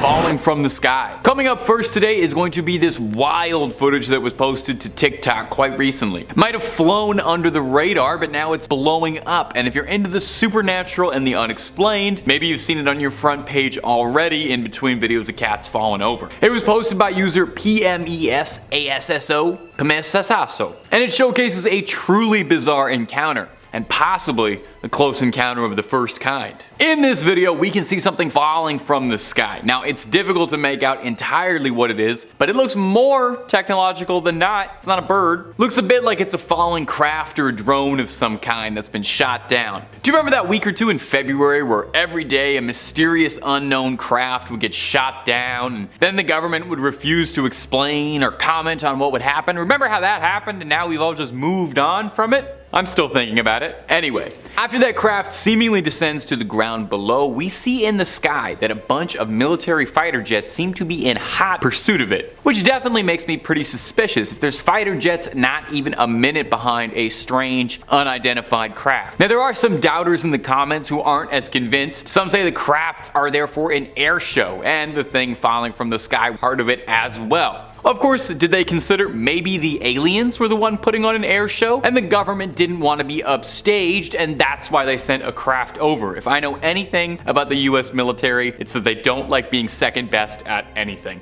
And if you want to watch a place that's the #1 best at something, it's top 5 scary, and it's scary videos we've got. If you can think it up, we've got a video or two on it. I mean it. Megalodons, ghosts, ghouls, goblins, aliens, conspiracy theories, horror movies, basically anything freaky under the sun or above it, we got 2 or 3 videos on. So hit subscribe, make sure you hit that little bell so you don't miss a single thing, but if you'd be so kind, do that at the end of this video, because I got 4 more mysterious orbs and UFOs coming up for you right now. Number 4, Arizona's mysterious orb. Number 2, what's on the moon? And coming in next today is going to be this incredibly weird clip posted to TikTok recently by a user going by the name of Larry Liu. Now, this is one of the stranger supernatural UFO clips I've seen in a few minutes. You'll see why in a few seconds. You'll definitely want to see this. In this strange clip, we can see something filming something bizarre that seems to be orbiting the moon. We can see some unknown objects flying around our moon, getting a little too close for comfort. That's our moon. Is that our own technology? Are these man-made satellites, or are these scouts, drones, or something else not of this world? Now, before we really put our tinfoil hats on and get wild with the speculating, we need to talk about the zoom in and the quality on this camera. I am inclined to believe that this guy works for NASA because he seems to have the James Webb telescope in his back pocket. I have watched innumerable, countless UFO clips for work, and I have literally never seen a clip this high quality. I was salivating watching this. I can't even talk about the alien stuff because I'm too busy focusing on the pixels in this thing. You can make out the footprints on the surface of the moon. You can see Neil Armstrong's size 13 on the dust. You're telling me this guy shot this on his phone? Why is this man not filming every single supernatural occurrence on this planet? If we set this guy up in the woods, we would have Bigfoot, Mothman, the Loch Ness, all that proven, disproven within an afternoon. I need to take 5. I need a drink. Okay, I'm good. Back to the original video. Most people in the comments were like me, solely focusing on the incredible lens on this user's iPhone. A few people suggested that that could be the American flag from the surface of the moon. I find that a bit unlikely, but I don't know enough about moons to disprove that. So what could it be? Let me know down below in the comments, or hey, feel free to just continue to comment on how impressive the camera zoom is. What is he working with there? What am I working with? I don't know. Number 1, crop circles. I didn't need to say it like that. Coming up last on our list of UFO sightings we just can't wrap our noggins around is this footage that was taken in 1989. Now I know the title says 2023, but if you really squint, 1989, 2023, I don't know, they look exactly the same to me. It might be a vintage, but that just means the high strangeness has been aged to perfection. Don't dismiss it till you get your eyes on it. It looks like an excerpt of a documentary about aliens and UFOs of some kind, sort of like what you're watching now, but bet the guy hosting this isn't even half as charming. In the video, clear as day, we can see 2 strange, small, metallic spheres racing around a farmstead, glowing bright against the shroud of the night sky. They seem diligently at work, creating an intricate pattern below in the fields. Some sort of circle in the crop, an almost crop circle, if you will. I feel like crop circles kind of fell out of vogue in alien culture, which is a shame. I think they're very cool and fun. They always make me think of the underrated M. Night picture, Signs. I know some people hate that movie, but I thought otherwise. Anyway, I guess our parents were much more frightened by flattened designs and bits of grain and cereal, and we just don't feel the same way. But I, for one, want to bring it back. I want to bring crop circle culture back. Now this clip is pretty remarkable. Some say it almost looks too good, and there's been a raging debate in the UFO and alien community as to whether or not this was a real clip or a very well engineered hoax for darn near 30 years now. Detractors argue that it's CGI, while believers state that the CGI would be too advanced for the time. I mean, most CGI around this era looked like Reboot, you know? Not to besmirch Reboot, but come on. Well, we probably won't find the answer today to whether or not it's a hoax or not, because only you can truly decide that, okay? The truth is out there for you. Just like only you can decide if M. Night Shyamalan is a misunderstood auteur or a total hack. We're just not going to talk about the Avatar movie. Number 5, the Chicago O'Hare Airport sightings. So at around 4:15 p.m. on November 7th of 2006, federal authorities at Chicago O'Hare International Airport received a report that a group of 12 airport employees were witnessing a metallic saucer-shaped craft hovering over gate C-17. The object was first spotted by a ramp employee who was pushing back United Airlines Flight 446, which was departing Chicago for Charlotte, North Carolina. Now the employee made the flight crew aware of the mysterious object above their aircraft, and this unknown craft was also witnessed by the pilots, airline management, and mechanics. So none of the air traffic controllers saw the object, and it didn't show up on radar. But witnesses described it as completely silent, 6 to 24 feet in diameter, in dark gray in color, so kind of like my vehicle. Several independent witnesses outside of the airport also saw the object. One described a disc-shaped craft hovering over the airport, stating that it was obviously not clouds, since the object flew through the clouds at high velocity, leaving a clear blue hole in the cloud layer, which closed itself shortly after the events. According to the Chicago Tribune's John Hilkovich, the disc was visible for approximately 5 minutes and was seen by close to a dozen United Airlines employees, ranging from pilots to supervisors, who heard chatter on the radio and raced out to view it. Both United Airlines and the Federal Aviation Administration, FAA for short, initially denied that they had any information on the O'Hare UFO sighting until the Chicago Tribune newspaper filed a Freedom of Information Act request. The FAA then ordered an internal review of air traffic communications tapes to comply with the Chicago Tribune request, which subsequently uncovered a call by the United supervisor to an FAA manager in the airport tower concerning the UFO sighting. Now, if I haven't made myself obvious by now, I hate cover-ups, so I'm glad the Freedom of Information request was rightfully granted. UFO investigators have argued that the FAA's refusal to look into the incident contradicts the agency's mandate to investigate possible security breaches at American airports, such as in this case. The National Aviation Reporting Center on Anomalous Phenomena published a 155-page report on the sighting and has called for a government inquiry in improved energy sensing technologies. Because if an airborne object can hover for several minutes over a busy airport but not be registered on radar or seen visually from the control tower, it creates a potential threat to human safety. Number 1, the Aguadilla UAP. Jonathan Lace, spokesman for the Scientific Coalition for UAP Studies, SCU for short, explained the organization believes the most compelling footage of anomalous activity ever was taken by a Homeland Security aircraft over Puerto Rico on April 25th of 2013. I'll let you folks make up your own minds in the comments by the way. The video was captured at around 9:20 p.m. on that fateful day as an unknown object flew across the runway of the Rafael Hernandez Airport in Aguadilla and was caught on infrared camera by a U.S. Customs and Border Protection aircraft, the footage of which was leaked to SCU by an anonymous source. The eerie footage shows an object believed to be up to 5 feet in length, moving at speeds of up to 120 miles per hour, getting close to the ground before seemingly plunging into the ocean and splitting into two. In a 50-page report, the SCU has made notes that no bird, no balloon, no aircraft, and no known drones have that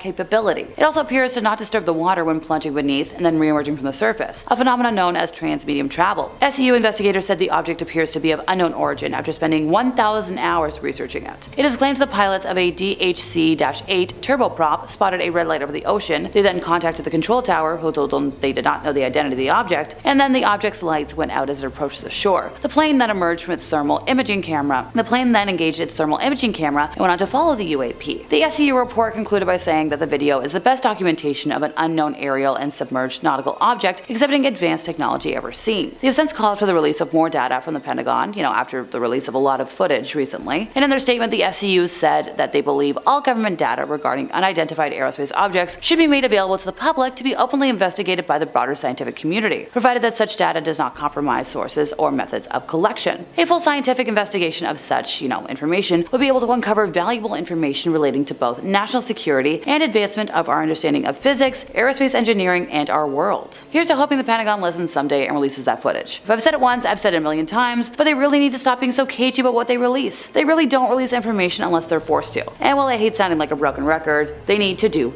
better. In third place, we have the Belgian UFO wave. So the Belgian UFO wave began in November of 1989 and peaked with the events of the night of the 30th to the 31st of March 1990. On that night, one unknown object was tracked on radar, and 2 Belgian Air Force F-16s were sent to investigate, with neither pilot reporting seeing the object. No reports were received from the public on the date, but over the next 2 weeks, reports from 143 people who claimed to have witnessed the object were received, all of them after the event. Over the ensuing months, many others claimed to have witnessed these events as well. Following the incident, the Belgian Air Force released a report detailing the events of that night. Yeah, I'll backtrack, I promise. At around 11 o'clock at night on the 30th of March, the supervisor for the Control Reporting Center, or CRC, at Glans received reports that 3 unusual lights were seen moving towards Thorenby-Gembloux, which lies to the southeast of Brussels. Glans CRC requested that the Wever Gendarmerie send a patrol to confirm the sightings. Approximately 10 minutes later, some reports stated that a second set of lights were seen, moving towards the first triangle. Traffic Center Control tracked one object only on its radar, and an order to scramble 2 F-16 fighters from Beauvais Air Base was given. Throughout this time, in reports after the event, some people claim that the phenomenon was visible from the ground, describing the whole formation as maintaining their relative positions while moving slowly across the sky. And over the next hour, the 2 scrambled F-16s attempted 9 separate interceptions of the target. On 3 occasions, they managed to obtain a radar lock for a few seconds, but these were later shown to be radar locks on each other. After around 12:30 in the morning, radar contact became much more sporadic, and the final confirmed lock took place at around 40 minutes. After midnight. Following several further unconfirmed contacts, the F-16s eventually returned to the base shortly after 1 a.m. Members of the Wever Gendarmerie, who had been sent to confirm the original report, described 4 lights now being arranged in a square formation, all making short, jerky movements before gradually losing their luminosity and disappearing in 4 separate directions at around 1:30. During one of the radar locks, the UFO accelerated from 150 miles per hour to over 1,100 miles per hour, while changing altitude from 9,000 feet to 5,000 feet in a matter of seconds. After his retirement, Major General Wilfred de Brouet wrote in a statement that the Belgian UFO wave was exceptional, and the Air Force could not identify the nature, origin, and intentions of the reported phenomena. The Belgian objects have still never been explained. Look, Air Force folks are the ones to trust in situations like this. They're literally trained on how to recognize aircrafts in the sky. In second place, we have a sighting in Alaska. Japan Airlines cargo flight 1628 was a UFO incident that occurred on November 17th of 1986, involving a Japanese Boeing 747-200F cargo aircraft. I'm learning a lot about planes today. The aircraft was en route from Paris to Narita International Airport, near Tokyo, with a cargo of Beaujolais wine. Wine. Focus, Alexa, focus. Over the Reykjavik to Anchorage section of the flight at around 1711, so place with those cases. 5:11 over eastern Alaska, the crew first witnessed two unidentified objects to their left. These abruptly rose from below and closed in to escort the aircraft. Each had two rectangular arrays of what appeared to be glowing nozzles or thrusters, though their bodies remained obscured by darkness. When closest, the aircraft's cabin was lit up and the captain could feel their heat on his face. These two crafts departed before a third, much larger disc-shaped object started trailing them. Anchorage Air Traffic Control requested an oncoming United Airlines flight to confirm the unidentified traffic, but when it and a military craft sighted plane 1628 at around 10 to 6, no other craft could be distinguished. Captain Terauchi contacted Anchorage Air Traffic Control and requested, a change of course. The UFO followed the plane despite any of the captain's maneuvers. The sighting lasted 50 minutes and ended in the vicinity of Denali. All of the data, including ground radar that captured the unidentified craft, was collected and presented at a meeting with the FBI and the CIA. After reviewing all the material, the government officials decided that this was the first radar recording of a UFO. Yep, I didn't stutter. The government confirmed this. In first place, we have the Shag Harbor UFO incident. So this incident was the reported impact of an unknown large object into waters near Shag Harbor, Nova Scotia, a tiny fishing village on the Atlantic coast, on October 4th of 1967. The reports were investigated by the RCMP, Canadian Coast Guard, the Navy, and the Air Force, as well as the U.S. Condom Committee. I had to research that because I first thought it was like a typo for condom, and I almost busted a gut laughing. Alrighty. Time for facts. At about 11:20 p.m. Atlantic Daylight Time, at least 11 people saw a low-flying lit object heading towards the harbor. Multiple witnesses reported hearing a whistling sound like, a large kaboom device, and then a whoosh, and then finally a loud bang. While en route to Toronto, while flying over Sherbrooke and St. John, Quebec, at around 3,658 meters from the Halifax International Airport, Air Canada officer Robert Ralph pointed out to Captain Pierre Charbonneau on Flight 305 that there was, something strange out the left side of the aircraft at 7:15 p.m. In his report, the captain reported an object tracking along on a parallel course a few miles away. He described it as a brilliantly lit, rectangular object with a string of smaller lights trailing it. At 7:19 p.m., the pilots noticed a sizable silent explosion near the large object, and 2 minutes later, a second explosion occurred which faded to a blue cloud around the object. Meanwhile, while standing at the wheelhouse of his vessel, Captain Leo Howard Mercy was looking at 4 blips on his Decker radar that were stationary. When he looked up at about 28 kilometers from the vessel's windows, he could see the 4 bright objects situated in a roughly rectangular formation. The entire crew of nearly 20 fishermen stood on deck and watched the object in the northeastern sky. Mercy radioed the Rescue Coordination Center and the harbor master in Halifax, asking for an explanation, and filed a report with the Lunenburg RCMP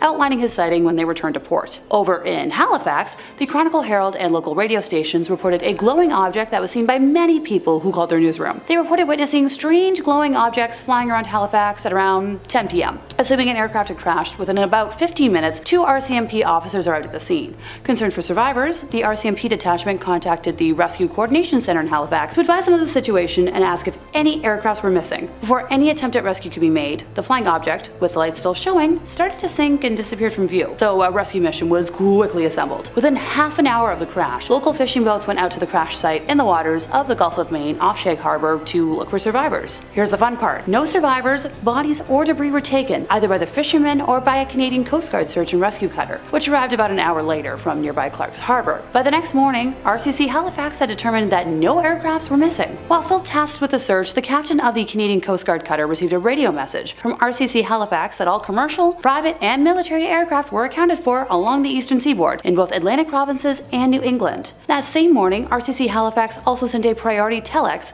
to the air desk at Air Force headquarters in Ottawa, which handled all civilian and military UFO sightings, informing them of the crash and that all conventional explanations such as aircraft, flares, had been dismissed. The object was never officially identified and was therefore referred to as an unidentified flying object in the Government of Canada documents. Yep, that was the name. I'm just going to repeat this. The Government of Canada officially confirmed it as a UFO. 2 days after the incident had been observed, a detachment of Navy divers from Fleet Diving Unit Atlantic was assembled, and for the next 3 days, they combed the seafloor of the Gulf of Maine off Shag Harbor looking for an object. The final report said no trace of an object was found. Just saying. Fascinating that no one found anything, and that the government confirmed it was a UFO. So take that, skeptics. And number 5, alright, the 2019 Jackson spotting. Folks, we are starting today off with the usual disclaimer that if the footage or photos that I'm talking about don't appear, it's because they've disappeared from the interwebs between when I did my research and when this hits the World Wide Web. Which honestly, in my personal opinion, leads me to believe we're on the right track to the point where the Men in Black are watching, or I just have the worst luck. 50-50. So in August of 2019, an intriguing video surfaced on the internet raising questions that NASA can't easily dismiss. The footage sent to Buckrail website by an anonymous reader shows a mysterious flying object over Jackson Hole, which is located in Wyoming, by the way. I thought it was in Florida. This unidentified phenomenon occurred during the Perseid meteor shower, but it exhibited peculiar characteristics that challenged conventional explanations. The anonymous observer, working a night shift, initially thought it might be a meteor, but it moved way too slow and seemingly too close to the ground for that. So after checking flight records, no aircrafts were reported in that airspace at that time. And what truly baffled the observer was a sudden brilliant flash at the end of the object's trajectory, illuminating the sky. Such an occurrence defied conventional wisdom, leading to the tongue-in-cheek speculation of aliens in their sleep-deprived state. Hey, after analyzing the video frame by frame, experts ruled out meteors due to the object's brightness and slow movement, which lacked the characteristic streak of meteors. Some suggested it could be a drone, as drone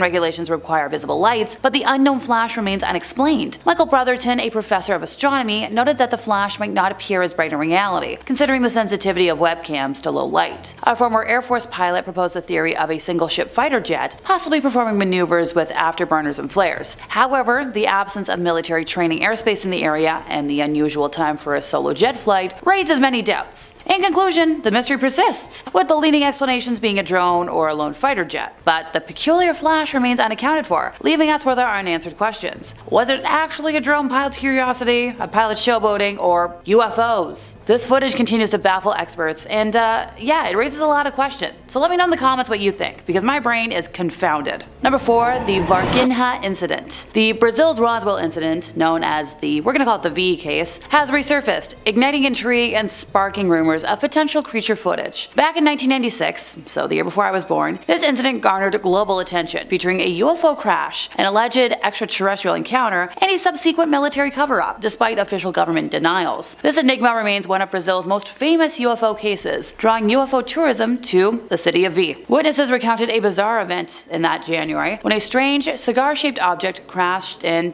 the city of V. Locals observed its gradual descent, describing it as resembling a struggling washing machine. The incident was followed by the arrival of military personnel who cordoned off the area. Now, subsequently, a group of girls claimed to have encountered a strange creature with brown, oily skin, V-shaped feet, a large head, and huge red eyes. The Brazilian military later attributed this creature to a homeless man covered in mud, but the witnesses vehemently disagreed. They recalled the creature's fearful expression and alien characteristics, leading them to believe it was not a human or an animal. The mystery deepened when 2 military police officers reportedly captured the creature, only for one of them to suffer a fatal infection shortly afterwards. Now, the recent documentary Moment of Contact has reignited interest in the case, featuring interviews with witnesses and an anonymous whistleblower known as Military X. This whistleblower claimed to have been involved in transporting the creature's body to the ESA Army base. His description of the creature's oily skin and V-shaped foot only added to the mystery and credibility. Additionally, a former Brazilian Air Force traffic controller alleged that the US Air Force landed unannounced and dispatched helicopters to collect something in the city of V. The documentary concludes with the filmmakers pursuing video and photographic evidence, suggesting that such evidence exists somewhere in Brazil. Now, this incident occurred in a climate of increased UFO attention, both in Brazil and internationally. But with witnesses and whistleblowers sharing their accounts and claims of photographic evidence, the mystery of Brazil's Roswell remains a captivating enigma, challenging official explanations and leaving room for speculation and,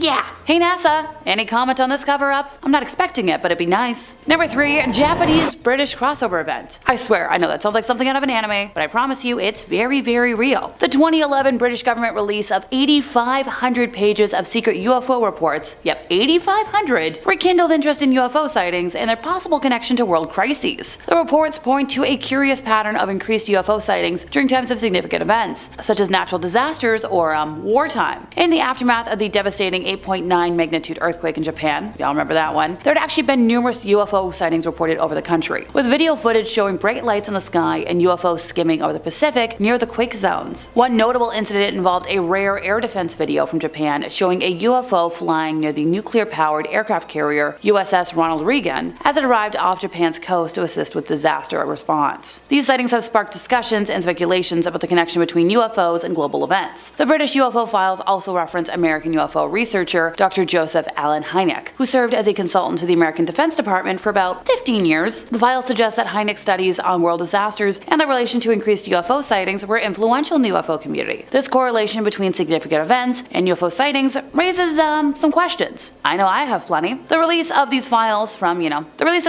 has shed light on the government's long-standing secrecy regarding UFO information, with accusations that people who reported UFO sightings were often ridiculed or dismissed. Furthermore, and hold on to your butts folks, it has been revealed that discussions about UFO phenomenon took place at the highest levels of government worldwide. Like in 1979, the House of Lords held the first full debate among lawmakers on the subject, acknowledging thousands of credible UFO sightings reported by British police, government officials, and members of the Royal Air Force. The role of the House of Lords in keeping these UFO findings secret for over 60 years has raised many questions about the transparency of government institutions. You don't say. Additionally, the British media has criticized the Ministry of Defense for labeling people who reported UFOs as nutters, while the House of Lords and even the Queen of England had knowledge of the secret UFO files. Yeah, you heard me correctly. The Queen knew about this and was just like, nah. Interestingly, the UFO files also mention the detection of 15 UFOs on radar approaching the United Kingdom on the day of September 11th. Yeah, of 2001. Remember that? Adding another layer of mystery to this phenomenon. These revelations from the British government's release of the files have ignited some discussions worldwide about the intersection of UFO sightings, major world events, and government secrecy, prompting further questions. I know I have plenty. Number 2, Gulf Breeze footage. So the Gulf Breeze UFO incident, a series of claimed UFO sightings in Gulf Breeze, Florida during 1987 to 1988 remains a puzzling chapter in the history of UFOlogy. Or is it ufology? Please let me know in the comments. At the heart of this curious tale is Ed Walters, a local contractor who reported numerous UFO encounters and provided photographs as evidence. This case drew significant attention from UFO researchers, skeptics, and the general public. In November of 1987, Ed captured attention by supplying photos of alleged UFO sightings to the Gulf Breeze Sentinel newspaper. These images, published under aliases to protect Walter's identity, showed a mysterious craft in the skies above Gulf Breeze. Now, some experts, like Bruce Maccabee, believed the photographs to be genuine. Walter's own accounts of his experiences are intriguing, yet highly controversial. He reported being immobilized by a blue beam and took Polaroid photos of the UFO hovering above his home. He claimed to have encountered the craft multiple times and even reported seeing land and aliens stepping out. He said the aliens communicated with him telepathically and presented him with a book of dog pictures, and then a blue beam of light lifted him off the ground. Hey, sounds pretty straightforward to me. These extraordinary claims were supported by some, including a polygraph test that indicated Walters believed his photos were real. UFO researcher Bud Hopkins also interviewed Walters and believed in his authenticity, citing the fact that Walters turned down a significant book deal and once again passed a polygraph test. Granted, there were some strong skeptics. Ray Stanford, a paranormal investigator, focused on the background of the photos and was convinced they were hoaxes. In addition, another UFO investigator, Philip Klass, thought the photos were inauthentic and not impressive to the public. And yes, somebody from NASA also raised some questions about the double exposure. We all know about that though. It's pretty easy to fake that. I don't think these were faked. Even within Gulf Breeze, the Gulf Breeze Sentinel's publication of the photos did lead to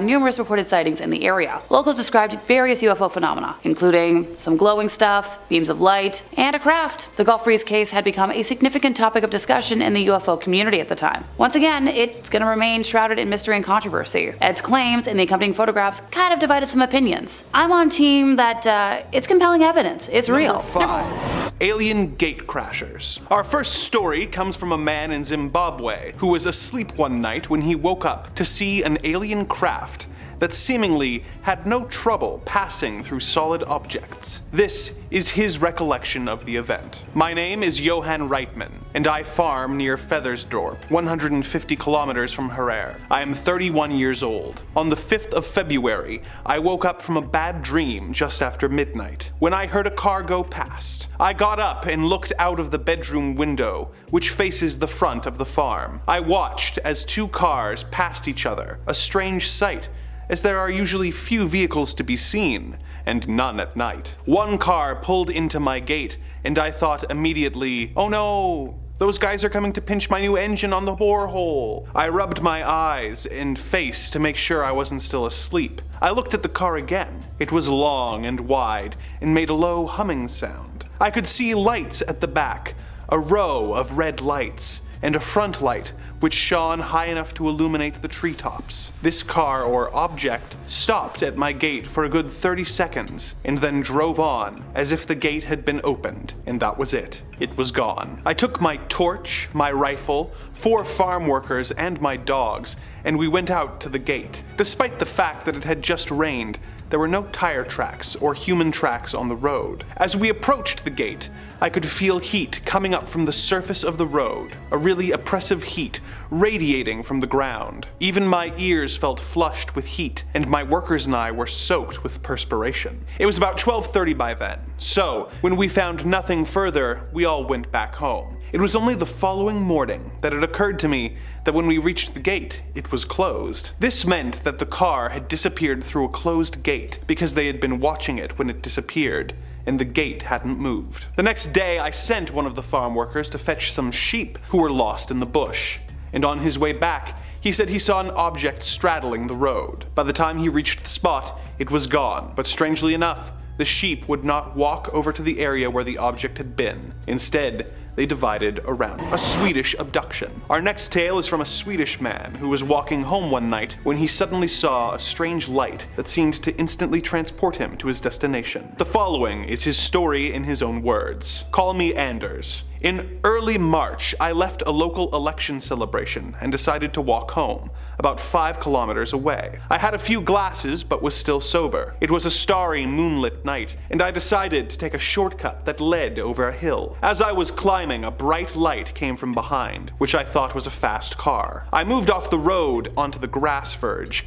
and then I realized it was not a car. The light passed right over me, almost touching my head very quick. Then, I found myself immediately outside my home in Lindholmen, ringing the doorbell frantically. When my wife opened the door, she saw that I had a wound in my forehead and my cheek was burnt. The next day, I telephoned the National Defense and was interviewed in detail by 2 investigators. They told me there were other witnesses. A woman cyclist reported seeing a light at the same time I did, and a couple driving nearby saw what they thought was a new water tower with extremely bright lights shining out of its windows. Later, they realized there was no water tower at that spot. I still have a scar on my face to this day. Whenever I touch it, I feel a tingling sensation, and I experience a wonderful feeling of oneness, of unity with the earth itself. Number 1. A strange sighting in Uruguay. Our final tale of the day comes from a police chief in Uruguay who was out with friends when the sights he saw made him a believer. In his own words, "I am Police Chief Miguel Costa, in charge of the force at Melo, Uruguay. On March 10th, I was driving with 2 friends, Armando and Maria Pasa, along a gravel road near Tacuarembó, when a huge oval disc loomed out of the early morning darkness. It was enormous and gleaming, with yellow and orange lights. I stopped the car and purely on impulse flashed the headlights. All of a sudden, the UFO appeared to hesitate and zigzag up and back, as if answering our call. When I started up again, it was following us. I again stopped the car and flashed my lights. Again, the UFO appeared to waver in reply. We drove on once more along the twisting road, and the UFO stayed with us, always about half a kilometer away. This went on for almost 50 kilometers. That's when the strangest thing of all occurred. We were all glued to the windows, watching as the disc suddenly shot towards the ground as if it was going to crash. It stopped 50 to 100 meters from the earth, and we could clearly see its round, dome-like shape with a large flat plate underneath. There was a slight ring of cloud around the dome. The top was reddish, but the bottom was a brilliant glowing white. Inexplicably, the new position of the UFO made us all uneasy, so we turned around and headed back to Tacuarembó, the nearest town. The blazing lights of the UFO remained at a constant distance behind us. I pulled in under some trees, hoping to evade it. We then observed a second disc traveling some distance behind the first. They never touched, but they seemed to be traveling together. They seemed to maneuver up and down until clouds started to form. Then they passed over the top of the clouds and lit them up like a halo. Then they faded, getting smaller and smaller until they disappeared at dawn. They had been with us for 90 minutes. We were all speechless, as we could not believe what we had witnessed. I myself have never believed in UFOs, but I do know that this incident revealed something rare and inexplicable. Starting off, we have the original Roswell sighting. One simply cannot discuss aliens, UFOs, or anything supernatural without mentioning that fateful summer of 1947. Rancher W.W. Mack Brazel had found wreckage on his property in Lincoln County, New Mexico, roughly 120 kilometers north of Roswell, sometime between mid-June and early July, describing it as rubber strips, tinfoil, and thick paper. The ranch had no phone and no radio, leaving Mac completely unaware of the ongoing flying saucer craze, so he gathered the debris and just pushed it under some brush to dispose of it. This was not the first instance of a flying disc spotting in the region, with several stories already being reported to the press that year. On July 5th, Mac drove into Corona, where he heard stories of silvery flying discs, and 2 days later, on July 7th, made the decision to bring the wreckage into the sheriff's office in Roswell. The sheriff called in the Roswell Army Airfield, which assigned the matter to Major Jesse Marcel. Mac brought Major Marcel back to the debris site, and the two gathered up more pieces of rubber and tinfoil, with the Major taking the materials home. On July 8th, Public Information Officer for the Roswell Army, Walter Hott, issued a press release stating that personnel from the field's 509th Operations Group had recovered a flying disc near Roswell. On that same day, Major Marcel took the material to his base commander, Colonel William Blanchard, who reported the findings to General Roger Ramey at Fort Worth Army Airfield. FWAF for short. General Ramey ordered that the material be flown to Fort Worth immediately, leaving Marcel to board a B-29 Superfortress to make the flight. As soon as Marcel brought the material to General Ramey's office, both Ramey and his chief of staff, Colonel Thomas Dubose, identified the material as pieces of a weather balloon kite. The weather officer on duty explained to reporters that ray wind devices were used at around 80 weather stations across the country. The balloons were attached to a 6-pointed reflective device that looked like a silver star. After launch, the balloon would expand with increasing altitude before bursting at around 60,000 feet, with pieces dispersing in their fall to the ground. Now, after the initial newspaper reports of 1947, the Roswell incident faded from public attention for more than 30 years, until the late 1970s, which brings us to February of 1978, when UFO researcher Stanton Friedman interviewed Major Marcel, whose statements contradicted those he made to the press in 1947, saying they wanted some comments from him, but he wasn't at liberty to do that. All he could do was keep his mouth shut. And General Ramey is the one who told the newspapers, the newsman, what it was and to forget about it. It's nothing more than a weather observation balloon. Of course, they both knew differently. Now, while he didn't elaborate on that statement, and I wish he did deny the popular theories at the time of any bodies being found near the debris. After the United States congressional inquiries, the General Accounting Office launched an inquiry and directed the Office of United States Secretary of the Air Force to conduct an internal investigation. A report released in 1994 concluded that the material recovered in 1947 was likely, keyword here, debris from Project Mogul, a military surveillance program employing high-altitude balloons in classified portions of an unclassified New York University project by atmospheric researchers. A scholarly consensus emerged concluding that the military had decided to conceal the true purpose of the crash device, allegedly nuclear test monitoring, and instead inform the public that the crash was of a weather balloon. The balloon had allegedly been launched from Alamogordo, Army Airfield a month earlier, carrying a radar reflector and classified Project Mogul sensors for experimental monitoring of Soviet nuclear testing. The Air Force reports were dismissed by UFO experts as being either disinformation or simply implausible. Yeah. Now, the scary part about all of this for me is counting how many times the government has changed its tale, expecting the general public to believe them each time. Which story do you believe? In fourth place, we have an anonymous report from 2013 from Athens, Texas. A retired military firefighter and commercial pilot, who was also a former astronaut, submitted his account of what happened around 10:15 p.m.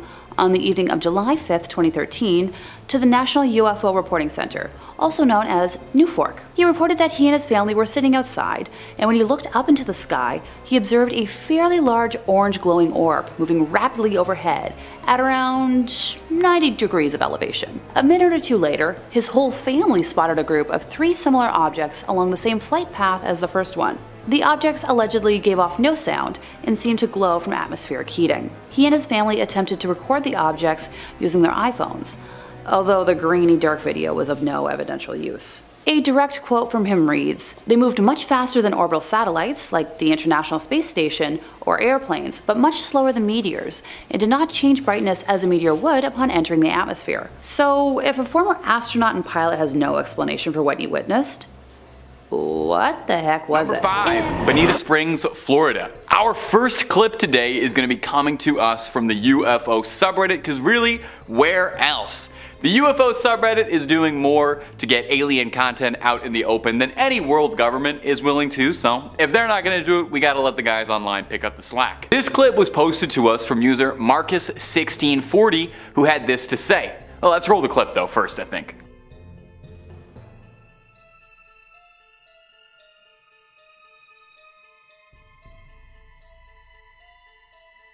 I was working in my garage, which is about 100 feet west of this camera location, doing the things you do to keep the wife happy. The sky's clear, and out the corner of my eyes, I see this bright ball getting bigger and bigger. It was really bright and then faded away fast. It wasn't a meteor, and I checked planes live, nothing was close. I'm in Florida, so this stuff is pretty common, but this was weird. And no noise. Now in the clip it can be a bit hard to see, so I'll guide you through this, definitely as well because it isn't black and white, which does take away some of it. But we see a bright light up in the sky that comes into frame, hovers around a little bit, it kind of seems like it's scoping out the situation, and then flies out of frame after, I guess, it decides there's nothing happening.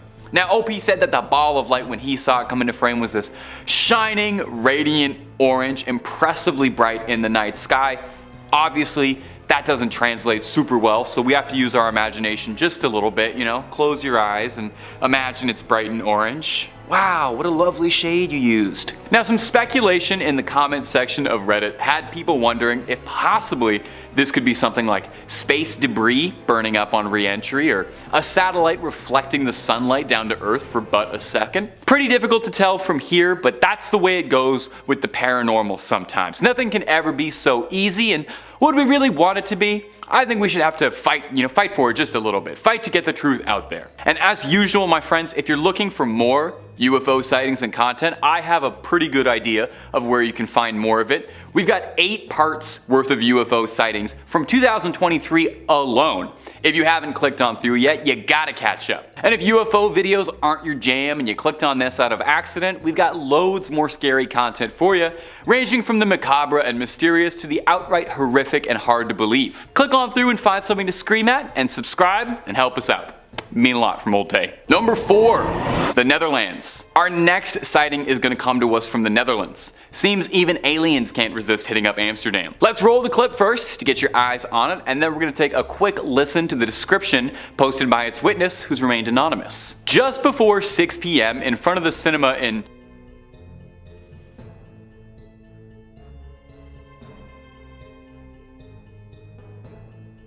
Scheveningen? There's no way I'm pronouncing that right. I noticed this object. While viewing this object, it almost did not move at all. In the entire 20 minutes I was there, the object floated very slowly once to the left and right, and then twice up and down. The shape remained exactly the same throughout. The size remained the same regardless of whether or not this object moved up, down, left, or to the right, and there were no lights to be seen on it. Everything was completely black, and it looked like there was a smudge in the sky. In terms of height, this is unfortunately impossible for me to estimate, but there were several people who, like me, took photos and videos. The object was visible for about 20 minutes. Now the video we've included was pretty short. In fact, those 10 seconds were all that was in that video anyway. But when that video was posted to Reddit, it was corroborated by a few other sources who had all seen the same thing and posted similar videos, meaning this isn't some CGI trick, or if it is, a lot of people are in on this conspiracy. So what do we think this could possibly be? The usual suspect of it being a strange blimp or a balloon is always a possibility, and I've seen enough of these videos now that I'm always instantly like, this is probably just a balloon, isn't it? But it's still very, very weird. So let me know down below what you think. I love hearing from you guys about what you think on all this. Number 2, Scotland. This next clip is going to be coming to us from Scotland. I like when we have UFOs all across the globe, you know? It makes it seem like we're all in this together. It was originally posted on the UFO subreddit as well. I'll roll an excerpt of the clip, and then I'll walk you through the context that the user provided additionally with it. Let's roll it.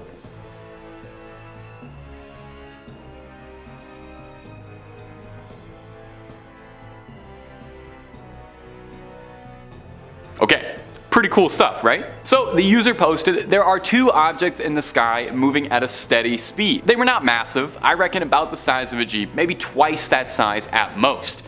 Twice the size of a Jeep is pretty big, I think. Definitely smaller than a plane, but a lot bigger than drones. They had no lights, no wings, no windows, and no propellers. They also made no noise. These objects looked much bigger in real life than they did in the video. On film, they appear to be black, but in real life, I would say they had a color similar to a cloud. Not quite white, but not quite gray either. They looked to be spheroid or tic-tac shaped, and they looked solid and metallic. They seemed like they had smoke coming out of them sometimes, but it was hard to know if that was just them moving through the clouds, causing an effect that looked like smoke. In terms of height, they were flying about twice the height of a typical city building, definitely lower than a plane would have. Also, may I just say, as someone who watches a lot of UFO clips, to be able to find one that is clear as day, filmed on a high quality camera, recorded for a good amount of time, and also had a lot of context provided, put this thing in a museum. That is 1 in a billion. I don't even care if these things aren't aliens. Those three qualities are more exciting than aliens to me. Now, when this clip was posted to Reddit, there were a few people speculating that these could be balloons, despite the original poster pointing out that they thought the things were emanating smoke, so it's, no pun intended, a bit up in the air what these things might be. We get reports of cuboid or tic-tac like UFOs a lot in this video series, which does make me think there's something suspicious going on if so many people report on similar objects like that, but we still don't have any answers. I hope we get there someday. I know the truth is out there. Number 1, Hollywood. Our final entry for this video is going to come to us from Hollywood. Even aliens like the tourist hotspots. Let's roll the clip and I'll add the commentary and speculation afterwards, because this one's a good one. There's a reason I saved it for the last.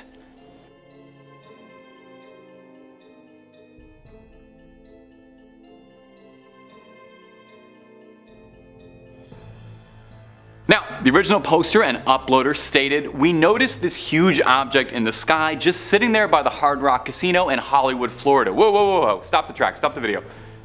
Are there 2 Hollywoods? I'm a Canadian, so I don't know these things. Is Florida in LA? You guys have to fix that for me. Okay, moving back. Anyway, the object blurred itself out when we started recording it. It was huge. It didn't do much, but it just sort of sat there and blurred itself out. I have tried to Google to find out what it was, but I'm coming up with nothing. It was my husband, my 2 kids, and I who witnessed this together. Now, I gotta admit, this is one of the most compelling bits of UFO evidence I have seen in a minute.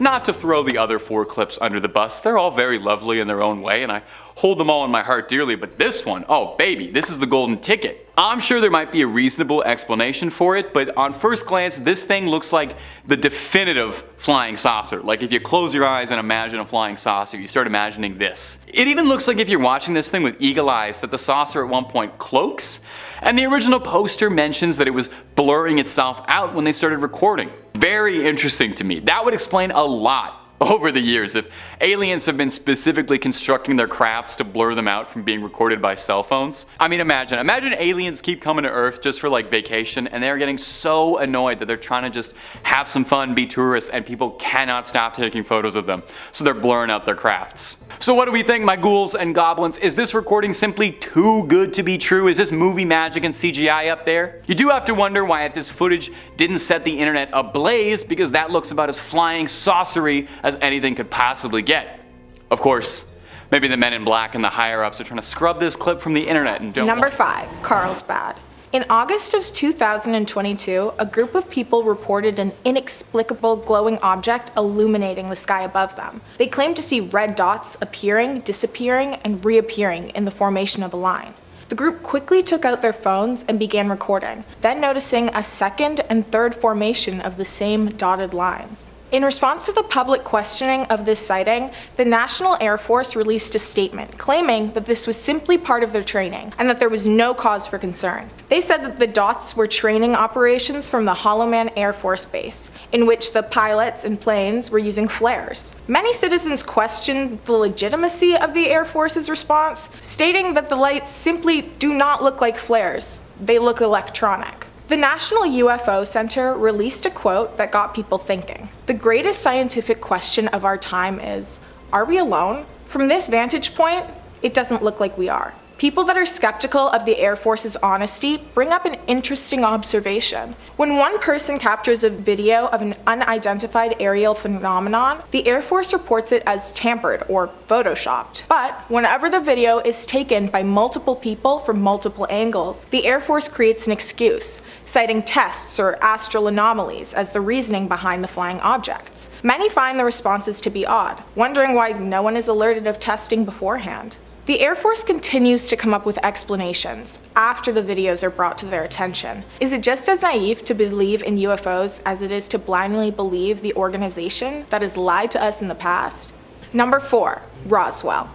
The Roswell incident is generously and fairly credited as a pivoting point for the culture surrounding aerial phenomenons today. In 1947, an object crash landed on ranch land in Roswell, New Mexico. Mac Brazel and his son were driving across their land when they came across the wreckage. Brazel described the scene as a large area of bright wreckage made up of rubber strips, tinfoil, and rather tough paper and sticks. Perplexed by the strange assortment of items that had randomly appeared, Brazel decided to take the items into the police. The object that crashed had several crash sites. Others who claim to have seen the object crash land in different locations say that they saw small humanoid creatures leaving the ship, seemingly running away from the wreckage. About a week after the crash, Brazel had been able to collect most of the wreckage, so he drove into Roswell. Brazel brought the items to Sheriff George Wilcox, who ended up being just as confused as Brazel was regarding the origin of the materials. The sheriff decided to contact the commander of Roswell Army's Air Forces. The news worked itself up the chain of command, eventually reaching an intelligence officer named Major Jesse Marcel. Marcel traveled to the crash sites and retrieved the remainder of the wreckage. Then, Marcel provided a public statement for the newspapers. The intelligence office of the 509th Bombardment Group at Roswell Army Airfield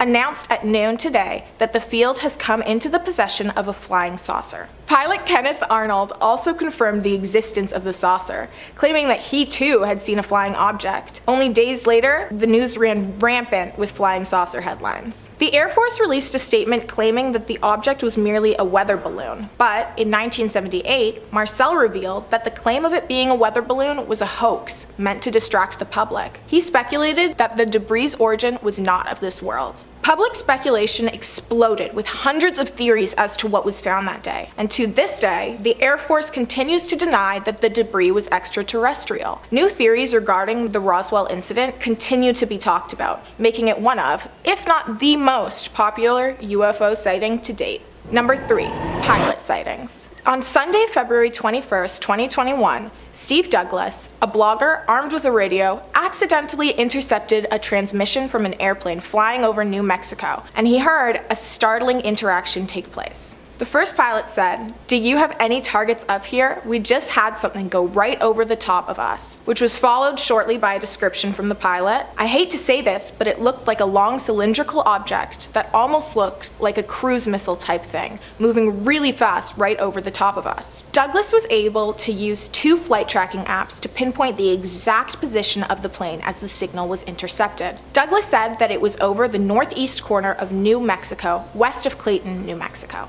The plane was at an altitude of 37,000 feet. New Mexico is very well known for its connection to the extraterrestrial, making the sighting of an unidentified object far more likely and suspicious. In response to the blogger's post, the FAA released a statement confirming that the audio was real, but that their radars did not pick up any unknown flying objects over the area. Pilot sighting strange flying objects supposedly happens fairly regularly, and there are many similar cases of pilots seeing objects flying over them or in the distance. But then, the command tower claims that there is no sign of anything on the radar. The Air Force has been extremely secretive in the past, adamantly denying the accusation that they're aware of an extraterrestrial life force. But in recent years, they've been denying less and avoiding more. Do you think it's because they can no longer hide it? Or possibly, extraterrestrial life isn't as harmful as we once believed? Number 2, the Lonnie Zamora incident. In the spring of 1964, Lonnie Zamora claims to have seen 2 people standing beside a large, shiny object that later launched into the air with a roaring burst of fire. Lonnie gained a significant amount of attention from the media, UFO organization and investigators, and the Air Force. Lonnie Zamora found himself in an open field after seeing what he'd assumed to be a motor crash from the distance. Zamora continued pursuing the crash until he saw a blaze of fire. Zamora then assumed that an explosion had occurred, so he decided to investigate the incident from a distance. It was then that Lonnie noticed a white shiny object, originally assumed to be an overturned white car. He described the object being oval and likened the material to aluminum. Many theories have been provided in an attempt to explain what Lonnie saw that night. Some said it was merely a mirage of the star Canopus. Others suggested that it was a lunar landing test by humans, not aliens. The president of New Mexico Tech claimed that it was just a prank put on by some of the students, saying it was just a balloon and a candle, not high-tech alien equipment. In 1966, the county's commerce president decided to make the location more accessible to tourists. They installed walkways and signage, hoping to attract alien enthusiasts from all over the country. But the tourist destination is actually not placed at the exact site. In fact, it's about a quarter-mile away. Locals claim the decision to move the pathways was simply due to radioactivity on the original site. Number 1. The Dulce Base. Are aliens and humans working together? In Dulce, New Mexico, this might be a reality. Many people believe that there's a secret underground base where extraterrestrial beings and humans work together, working on projects and researching what lies beyond the stars, and what's on our planet. The theory was created in 1979 when Paul Benowitz became convinced that he was intercepting signals from alien spacecrafts. Within the same year, he had also become convinced that he had discovered a secret government underground base where gray aliens worked alongside humans. Benowitz's story spread quickly and became highly popular in the UFO conspiracy community, with members of UFO groups even confirming the existence of the base. News outlets began adding fuel to the raging fire, claiming that an author had confirmed the existence of the base and that the aliens built the base so that they could test on humans. A political scientist named Michael Barkin added that there are in fact underground missile installations, which gives the slightest amount of plausibility to the idea of an alien base. This stirred up even more interest in the theory among UFO conspiracists. However, absurd claims of wild fights and abductions of humans led many to believe that the base is nothing more than a conspiracy. The evidence supporting the base existing is circumstantial, but the evidence against it is as well. Whether a secret collaborative project between aliens and humans is happening or not, there's definitely something strange lurking under Italian observatory. So back in 2007, astronomer Alberto Mayer, living in Busto Aresizio, I think I got that right, over in Italy, made an incredible discovery, almost completely by accident, which, hey, that's how most scientific progress gets made. Or maybe just me. He was adjusting the focus of his telescope when he spotted and tracked a UFO as it flew across the surface of the moon. Now the video shows the portions of the moon that he was focused on in close-up mode, while tracking a solid black object as it flew over the surface. Now sure, I could just describe what is going on in this video, but I could also let you see it and decide for yourselves, which makes a lot more sense in my brain. They say a picture is worth 1,000 words, so here's roughly, here the one, 24,000 words worth of content if my math makes sense, which is about a 50-50 chance. Take a look! Pretty weird, eh? So the round black object is tracked as he catches, it just after it passes the Wallace crater. And today this is how I'm learning parts of the moon were named. It hovers and hesitates before making a sudden change of path at an exact 45-degree angle. The precision and control is what gives people pause, since it seems to move as if it's being controlled, and with such mechanical dominance that it seems like it has to be something being intentionally driven, not just a strange rock floating throughout the stars. Commenters on the video pointed out that the object doesn't decrease in size at all, suggesting that the object isn't that close to the moon, and rules out the theory that this is a shadow on the surface of the moon from a large object. Now look, I'm one girl, I'm only capable of so much. The science stuff, kind of outside of my range of expertise, but I can confirm and offer my, speculation on UFO videos. And this is something. To quote one of my favorite phrases at the moment, I suppose, to be determined. Number 4, the footage the Pentagon refuses to release from Alaska. So between February 4th to the 12th, earlier this year, 4 different unidentified objects were forcibly taken down from the skies over Alaska, South Carolina, the Yukon, and the Great Lakes. While cockpit audio from F-16 pilots who, took down the UFO over Lake Huron was released, a spokesman for the Pentagon has confirmed that footage will not be released released in the near future, being quoted directly as saying, "I can tell you that there is not currently any images or video footage that we can release. The imagery remains classified and I have not received any information as to the potential timeline on a change in classification." So usual government speak. This refusal is a drastic difference in comparison to the quick release of an Air Force photo of what was believed to be a Chinese spy balloon that was brought down at the same time over on the East Coast, and footage from where a Russian plane appeared to intentionally collide with a drone last March. Noted UFO researcher John Greenwald requested the footage and photos of the UFO, takedowns be released via a Freedom of Information Act, with the Pentagon claiming national security exemptions to deny this request. Because, that's not scary at all. An Air Force official said that the images would reveal cryptology and national security concerns if released. And even the, Canadian RCMP are playing coy, having ended their public search for the remains. Now look, I don't know about you folks at home, but that sounds pretty dang suspicious to me, and I think I know what I'm talking about at this point. So does anybody want to take a random trip to the Yukon just to sightsee? Totally not to recover UFO debris or anything suspicious? I'll start the car. I got room for a couple of us. I drive a nice big SUV. Number 3, the Guy Hotel memo. So it's the most requested document in the FBI's archives, right after the photo of Elvis and Nixon riding with an alien. I wish I could make this stuff up, but the file has been checked out roughly 1 million times in the last 2 years alone. So as far as cagey cover-ups go, this one's fairly out in the open, but that doesn't make it any less invigorating or confounding. It's a single page, an unconfirmed report that the FBI never even followed up on. The file in question? So it's a memo dated back to March of 1950, authored by one Guy Hotel, who served as the director of the FBI field office in Washington, D.C., addressed to FBI Director J. Edgar Hoover. I know you all know that name. So in the memo, Guy was relaying a story seen by an Air Force pilot about something bizarre they had seen in New Mexico. And this was right around the time of Roswell fever. The memo describes flying saucers, circular in shape with raised centers, approximately 50 feet in diameter. It goes on to say that inside each saucer was a flight crew, each occupied by 3 bodies of roughly human shape, but only 3 feet tall and bandaged in a manner similar to blackout suits used by speed flyers and test pilots.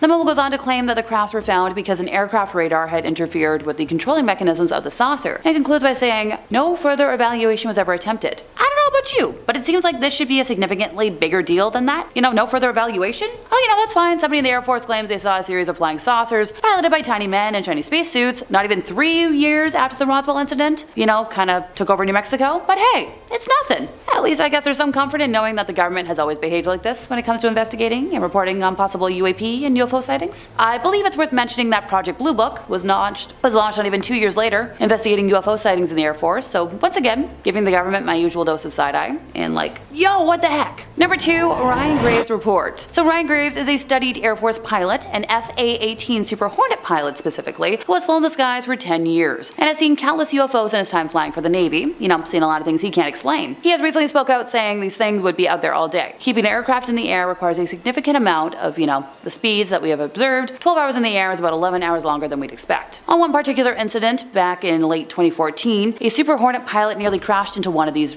unknown objects. Some of these objects were caught on plane camera, and so, because it's me, we have some of that footage for you today. The pilot and his wingman were flying in tandem about 100 feet apart over the Atlantic East when something flew between them. Now, Lieutenant Graves said that the object looked like a sphere encasing a cube. The pilots were concerned because they were, a covert drone program, and government officials wouldn't have had them flying around fighter jets for fear of collision. It was this that had the Navy concerned that perhaps there was more to investigate with this particular encounter. But what was truly unsettling the pilots, besides the fact that there was an intense possible safety crash, was that these crafts were accelerating to hypersonic speeds, stopping and turning on a dime, which is not really something that human pilots are capable of. So what do the pilots think they were dealing with? Graves did speak out saying, we have helicopters that can hover. We have an aircraft that can fly at 30,000 feet and right at the surface. But combine all that in one vehicle of the some type with no jet engine, no exhaust plume? That's not possible. So what do we think, folks? This seems like something worth digging into, right? Suspicious? Hands up. Who's with me? I knew y'all would. Number 4, the Pentagon. We are at a truly exciting time to be an enthusiast of UFOs and aliens. It feels more so than any other point in human history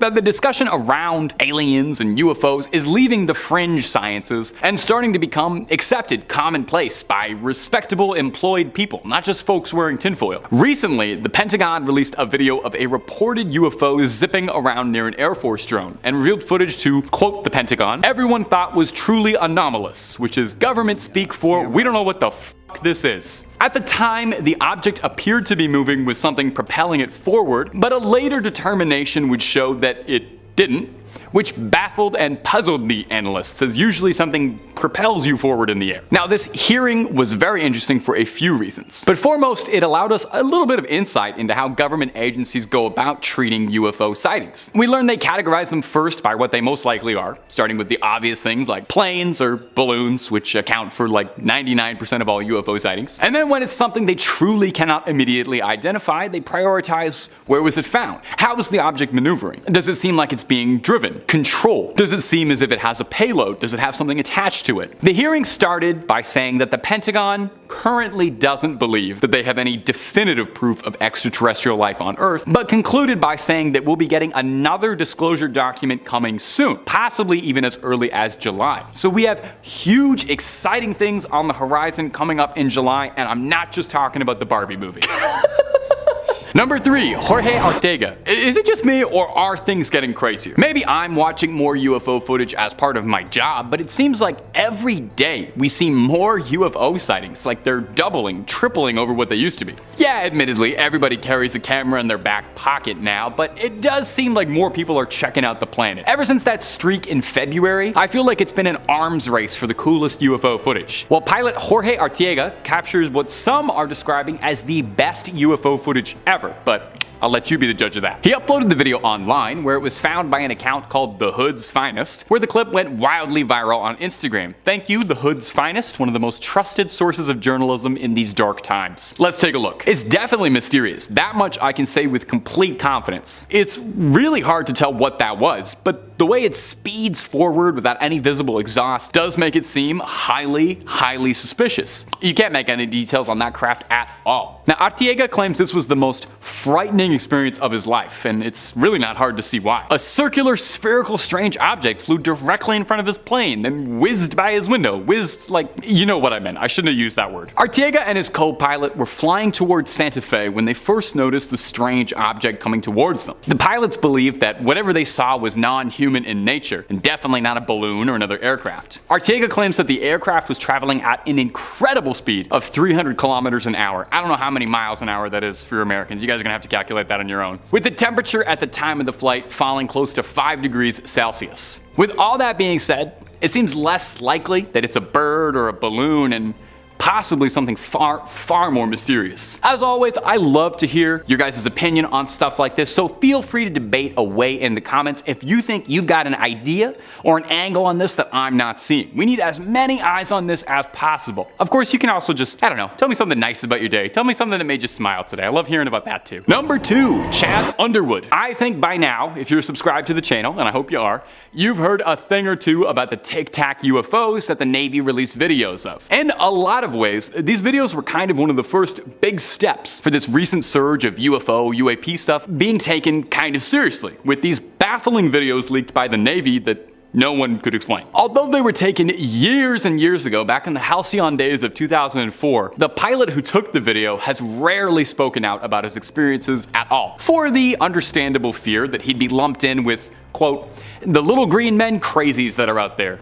Well, I'm one of them, Chad Underwood, and I'm ready to believe you. Oh, Chad Underwood, that's the guy who filmed it. I don't know if I said that before. The story of the Tic Tac UFO began on November 10th, 2004, when radio operator Kevin Day reported seeing something odd and slow flying around the San Diego coast. It was moving approximately 140 miles an hour at a height of nearly 30,000 feet, so definitely not like any bird that I've ever heard of, and probably unlikely to be balloons. Commander David Fravor of the Black Aces identified the 40-foot-long white oblong-esque object hovering and exhibiting no exhaust, propulsion, but seemingly darting itself forward at impossible velocities. It was Chad Underwood's footage that got shared and went viral. Via infrared camera pods mounted on the plane, we get sightings of these mysterious Tic Tacs in action. And I wish I had something different to tell you for the end of this point, something a bit more dramatic and exciting, but nearly a decade later, and we are still absolutely no closer to understanding just what happened here, what's happening in these videos, what these crafts are, but maybe we'll get there soon. Like I said, there's supposed to be a document coming up in July that's going to reveal all sorts of new research and information the Pentagon's been working on, and maybe that will be the big one, or maybe it'll just also be nothing like it usually turns out to be. But who knows? And number 1, California Army Base. We all wonder if military bases are hiding advanced technology, right? Like all of us do that, it's not just me. Like what kind of secrets could be buried underneath Area 51? Wouldn't you want to know? It definitely seems like visitors from other worlds are just a bit curious too, as there was a mass sighting of possible UFOs out in the California desert, right above a military base, one Camp Wilson. Was it a sign of visitors scouting out the area, or technology from within being reverse engineered by the American government? Jeremy Corbell and George Knapp are a pair of ufologists, and they revealed the footage on their podcast, saying that the video and photos were shot all the way back in April 2021, but didn't appear until now, where a series of mysterious lights manifested above the base for 9 minutes, prompting the Marines to launch a significant air and ground response. You know, just in case this turned out to be like an Independence Day kind of sitch. The Marines fired flares at the UFO and the craft disappeared just before the flares could illuminate what they were. Classic, that's just like every single UFO story, you know, right before the good part. The hosts of the podcast go on to say that there was no media coverage whatsoever of the incident. I mean, I don't really remember anybody talking about this in April 2021, but I also don't remember April 2021, so I'm not a trusted source. But since then, nothing really has come out about it. They got the tip from someone at the base, from a person who was pretty high up, they quote. The tip was that there was more to this story that was being led on. Now, some viewers, some astute alien fans have pointed out a noticeable similarity between this incident and the Phoenix Light event in 1997, where a series of strange lights hovered over the city of Phoenix, witnessed by multiple people in the city, but unknown to everyone and to this day, unsolved. So what happened here? Just one more mystery we'll never get an answer to? I'm not sure, but I'll never stop looking. The truth is out there, and I want to believe. Alrighty, in 5th place we have an unknown landmark. Ross Coulthart, the author of In Plain Sight, an investigation into UFOs and impossible science, recently pondered in an interview about what if a UFO is so big it can't be moved. Well, the host wanted to know just how big is. Ross replied that it would be so big they built a building over it in a country outside of the United States of America, since it was unable of being moved. Now, before someone out there gets snarky with me about an unknown maybe, Ross claims to know exactly where it is, and that it's absolutely gobsmacking that it's been kept a secret. Imagine having an object that's so big it's just not conceivable to move it. He's one of the few people who has had the opportunity to interview government whistleblower David Grush, a veteran of the National Geospatial Intelligence Agency and the National Reconnaissance Office, who I'll talk about more later, I promise. Question for you folks out there, which landmark do you think could be hiding a UFO? Ross seems to be keeping tight-lipped, but I'm going to guess the Tower of Pisa, since that would explain, why it's never been able to stand straight, outside of the simple, poor foundation reason. Let me know in the comments what y'all think. I'm sure someone out there knows more than me. In 3rd place, we have claims from a government whistleblower.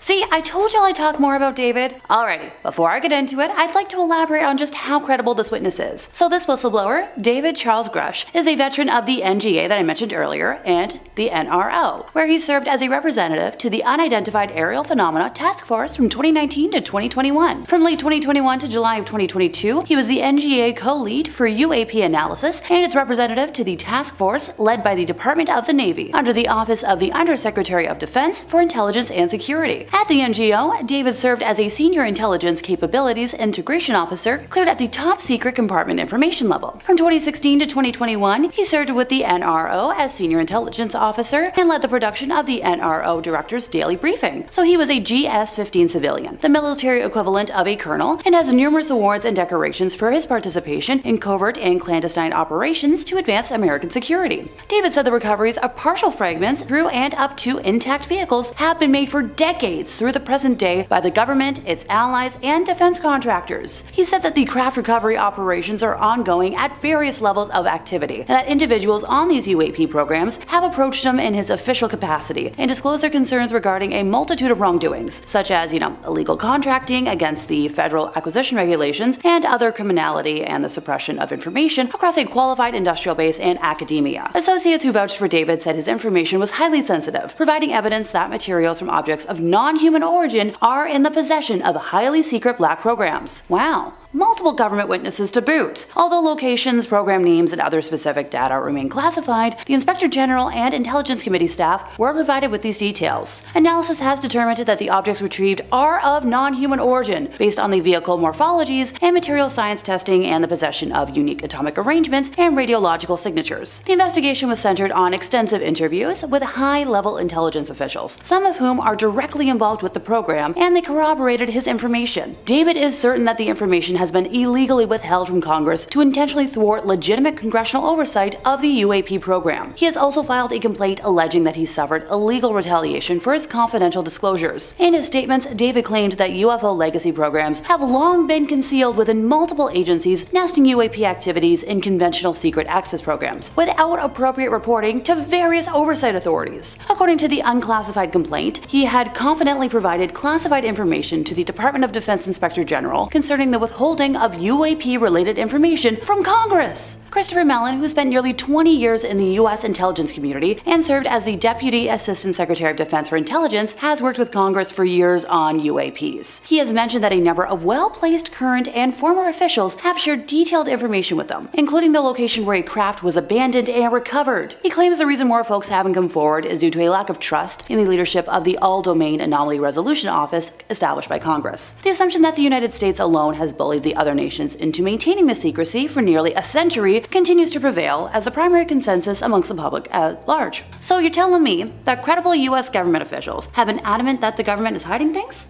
And we're just talking about this now?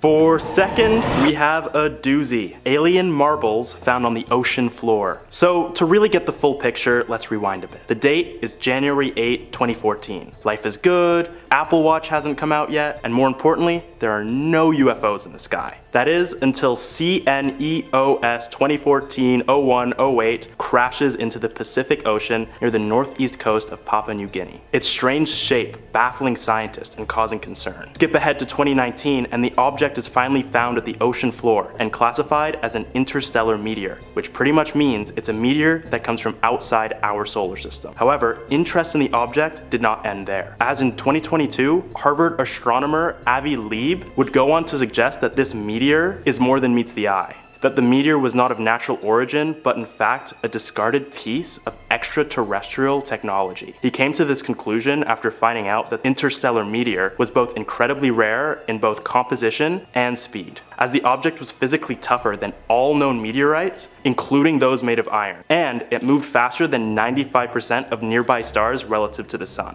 which is pretty fast. Lieb's claims have sparked significant debate within the scientific community, with some agreeing with the Harvard professor and others choosing to doubt him. But this all changed last June, when a crew aboard a boat called the Silver Star embarked on an expedition to Papua New Guinea in hopes of recovering fragments from the mysterious object. It took them 2 weeks, but the team were able to cover over 100 miles of ocean bed before finally recovering 50 tiny spheres composed of a metallic substance that is unmatched to any existing alloys in our entire solar system. How tiny are these spheres, you ask? Well, they're so small that they require a microscope to see, and at the moment require more testing to determine whether or not these spheres are of natural or artificial origin. Depending on the results of this testing, humanity could be making its first confirmed alien contact ever. With these spheres found nearly a decade after the UFO's landing, it begs the question of what other alien fragments could be laying hidden across the globe. If any of you guys happen to have a bag of microscopic marbles, might be worth checking to see what they really are. And in first place, we have the Bermuda Triangle. So explorer Daryl Miklos has been using secret maps created by famed NASA astronaut Gordon Cooper to find shipwrecks in the Caribbean. Using these maps that were put together in the 1960s and that have been used to identify more than 100 magnetic anomalies in the Caribbean, Daryl dived at an undisclosed location near the Bahamas to investigate what he thought could be an ancient shipwreck. The huge unidentified submerged object, USO for short, because y'all know I like my short forms, has 15 300 feet long obtrusions jutting from its side. In an interview, he described what he found and explained that he and his team want to bring the alien spaceship to the surface. He recalled that he and his team were capturing a moment of the Bahamas on, an English shipwreck trail, and he was sitting in a two-man submersible. He was trying to identify the shipwreck material based on one of the anomaly readings on the charts when he noticed something that stuck out and shocked the heck out of him. He described it as a formation unlike anything he'd ever seen related to shipwreck material, because this was just too big for that. It was also something that was just overall completely different from anything he'd ever seen that was made by nature. Struggling to describe it, he said that it was almost like there were 5 arms coming out of a steep wall cliff, and each one is the size of a firearm on a battleship. They're enormous, and there's, like I said, 15 in total. Apparently there were identical formations in 3 different areas that didn't look to be made in nature, but also didn't look man-made. Certainly nothing he'd ever seen based on his experience. Now, Daryl has many years of experience, having identified multiple different types of shipwreck material, and he's adamant that this spawning differs from the rest. The deepest part of the site is 300 feet below the surface. Divers had to use special breathing stuff and a state-of-the-art submarine just to access it. The explorer also found other bizarre and unexplained formations around the main object, all of which are covered in thick coral, which he believes are hundreds if not thousands of years old. Blown away by the discovery, when back on board his actual ship, he decided to,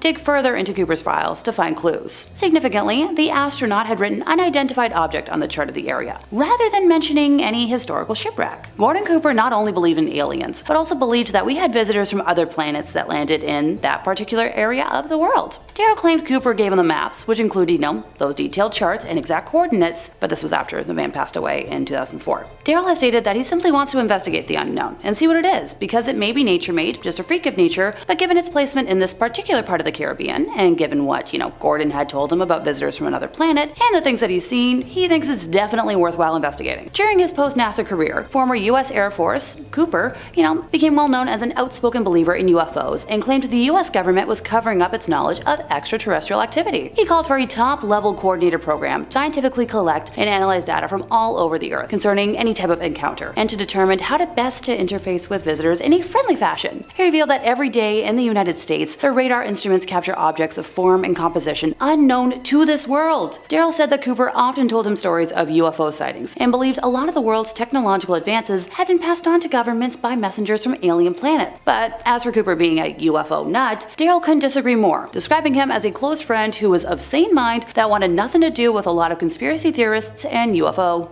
nut jobs. His words, not mine. A direct quote from Dale explained that Cooper was an honest, straightforward individual who only wanted to investigate and explore the possibilities of the unknown, even if it meant risking his professional career. He truly believed in what he saw, and he tried to tell it in such a way to make people believe it. And he knew, because of his background in NASA as a rocket scientist, that he was more credible than most. He waited until later in life to reveal what he knew out of fear of being killed by the government, which is pretty dang valid if you ask me. And since you're watching, we have the Hudson Valley UFO wave. So between 1982 and 1986, around 5,000 eyewitnesses reported seeing V-shaped UFOs with multicolored lights flying near the Hudson Valley, just about an hour north of New York City. So the first sighting was made on New Year's Eve of 1982 by a retired police officer in Kent, New York, who originally thought that he was observing an airplane. And hey, it's New Year's Eve. Make of that what you will. When the craft passed above his home, he realized that it was moving far too slowly and quietly to actually be a plane. So while most of the eyewitnesses described a slow-moving V-shaped UFO, other reports said the object appeared to be circular and capable of moving at fantastic speeds or disappearing altogether. Dennis Sant, a husband and father of 5 who had worked in local government for 17 years, described it as a very large object made of very dark gray, metallic, and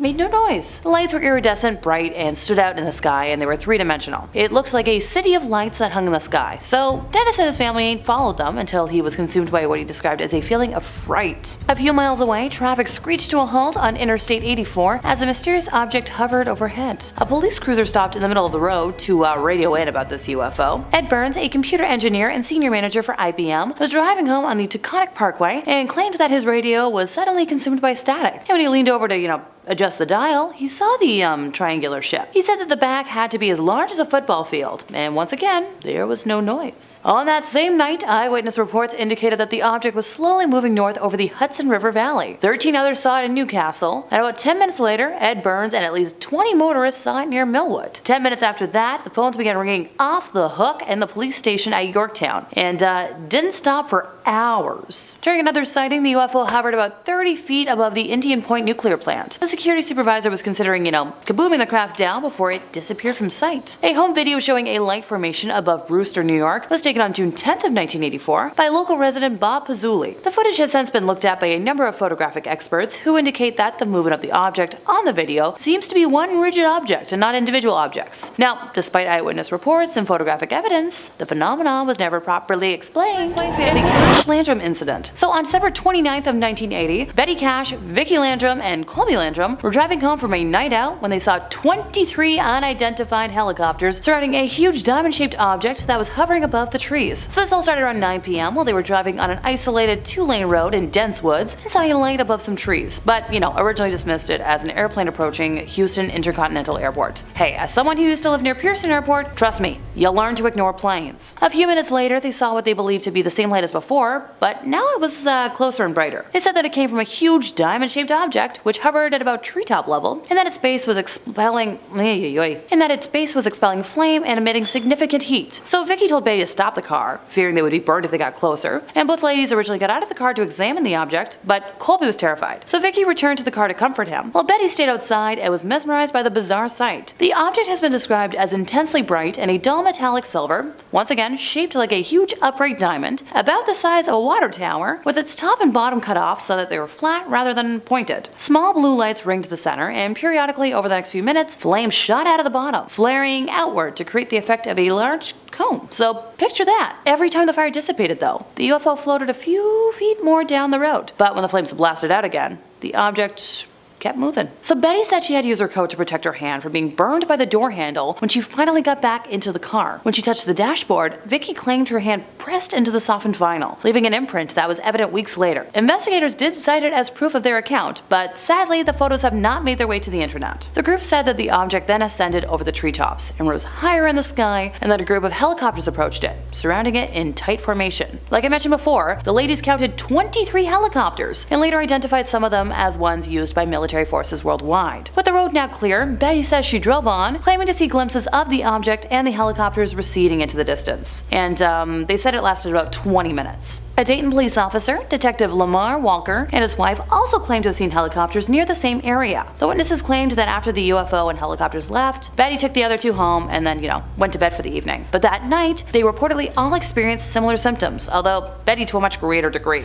They claimed that they suffered from nausea, vomiting, diarrhea, generalized weakness, and a burning sensation in their eyes. Also, really bad sunburn, which, ouch. Betty developed painful blisters on her skin, lost clumps of hair, and was unable to walk. She was released from a local hospital after 12 days, although her condition wasn't super better, and she later returned to hospital for another 15 days. The Landrums' health was somewhat better, although they did suffer from that lingering weakness, skin sores, and hair loss. The duo of ladies sued the US government for $20 million, and testimony of officials from NASA, the Air Force, and the Army and Navy were given. But on August 21st of 1986, a US district court judge dismissed their case, noting that they hadn't really proved that the helicopters were associated with the US federal government, and that military officials had testified that the US Armed Forces didn't really have a large diamond-shaped aircraft in their possession. And seeing as no government agency whatsoever possessed an aircraft resembling this UFO, the case was dismissed. Well then, thanks for proving that this craft, whatever the heck it was, wasn't of earthly origin. And that brings us to the end of today's installment, and if I missed anything egregious, I'd recommend checking out part 1 before, letting me know down in the comments. I swear, every time I talk about UFOs, I learn something new. Heck, just today I learned that former US President Barack Obama confirmed that the government has footage of things they don't understand that they aren't releasing anytime soon, even though I wish they would. If you enjoyed my ramblings today, feel free to give us, a little like. Number 5. Flying cigars. Okay, so the first piece of footage we're going to take a look at today is this amazing footage of a cylindrical UFO that's got even the skeptics and the experts scratching their heads watching. You come take a look and see if this makes you a true believer. You can see pretty clearly, unlike most UFO footage, there is something very strange in clear view. Now we see a lot of videos or stories about cylindrical UFOs, but we don't often get to see them so up close, so stabilized, so enhanced until this beautiful little clip. Now there's a couple things going on here that make this clip a little shinier than the average clip. For one, we can see the objects going behind the clouds, some low visibility there. The object shimmers with a metallic surface. It looks seamless, as if it's one solid capsule or a big giant pill. But most interestingly to me, it doesn't show any sign of propulsion. No trail of smoke, no exhaust, no big old rocket on the back. So what is driving it forward? The object is seen making multiple sharp turns at very, very high speeds, instant acceleration. So whatever is making it move is tremendously powerful. Perhaps there's some sort of fantastic anti-gravity technology that's keeping it up in the air. Now the original uploader said that this object, despite its incredible speed, made no sonic boom, when it definitely should have been. Viewers who are significantly better with numbers than me suggest that the object is going around 1,800 kilometers per hour. So what do you think, my dear sweet viewers? Is this some of the most compelling footage of a UFO in a while, or is this big strange pill craft just a big pill to swallow? You let me know down below. And if you're looking for way more alien content, well, you already know the Top 5 Scary has some of that and then some. We have got boxes and boxes full of alien videos for you to peruse and enjoy. But if alien videos aren't your jam, we've got a video on just about everything scary under the sun and above it. So click on through, make sure you hit subscribe, please hit that little bell, but do that at the end of this video, okay? Because I got 4 more alien sightings coming for you right now. Number 4, the mysterious triangle. Now it wouldn't be a proper list of mysterious UFO sightings without a classic sighting of a triangular black UFO. If you're a regular enthusiast of UFO content, you probably recognize that black triangle UFOs are one of the most repeated sightings, right after those cylindrical cigar-shaped Tic Tac UFOs we just covered. Now this next clip you're about to see was sourced from TikTok by the account TR3B Black Manta YT and was stabilized and enhanced by other members of the UFO community to highlight the clip, and we're glad they did because this is about to blow your mind. Take a look. Now, a very popular conspiracy theory in the sort of UFO stratosphere is that the existence of these black triangular crafts are traced back to a purported top secret aircraft developed by the US military, codenamed as the TR-3 Black Manta, hence the name of the TikTok account we sourced this from. Now, the alleged Black Manta is a classified stealth reconnaissance plane capable of vertical takeoff and landing, as well as extraordinary maneuverability. It's believed that it's got supremely advanced propulsion systems and radar evading technologies, allowing it to operate undetected. Now, believers in this theory state that sightings of black triangular UFOs are sightings of this classified aircraft, and that the government uses UFO conspiracies as a way to divert attention away from their covert operations. Now, not to get too tinfoily, but that sounds incredibly likely. There are some who believe as well that the TR-3 could be proof of a UFO, implying that the craft was reverse engineered from downed or otherwise recovered alien technology. Obviously, the government isn't going to outright confirm or deny anything vis-a-vis aliens, especially any top secret black ops level secrets, so officially the government has denied any involvement about a possible TR-3 Black Manta project. So what do you think, my viewers? Are these sightings of black triangle UFOs sightings of advanced military technology from this world or from someone else's? Number 3, the lights over Vegas. Coming up next today on this list is going to be this strange footage out of Las Vegas. Sometimes what happens in Vegas doesn't stay in Vegas and blows up the internet, like this series of mysterious bright lights that hovered above the city for hours, being seen by countless people, and yet no one seems to be able to figure out what it was. Now, often the bright glow of something like this could be traced to flares or aviation training. That was the hypothesis put forward by the local news station that aired this clip, suggesting it could be activity from Nellis Air Force Base, Creech Air Force Base, or Harry Reid International. When someone from the station reached out to Nellis, a spokesperson told the station that no training was conducted over the valley the previous night, and a similar statement was made by Harry Reid International. But come on, I don't need you to be a tinfoil hat wearing conspiracy theorist to tell you that the government is not going to own up to that. Even if you caught them with a big, clear, crisp photo of an alien craft, they'd still say they had nothing to do with that. It doesn't seem overly likely that if the government was conducting clandestine ops, they'd be so forthright in telling people about them anyway, so still an option, I'd say. Moving forward, the person who filmed these mysterious lights said that he's a local to the strip, and that he said that these lights looked unlike anything he had ever seen before up in the sky there. Much bigger and brighter than any tourist helicopters or the usual glitz and lights and attractions from the Vegas skyline. The lights apparently burned really brightly for about 5 minutes or so and then vanished again as they appeared. Now, the areas around Las Vegas are ripe for conspiracy. What with Area 51 being pretty close by? Could it be possible that these lights we saw were in fact high-tech military technology? Could they be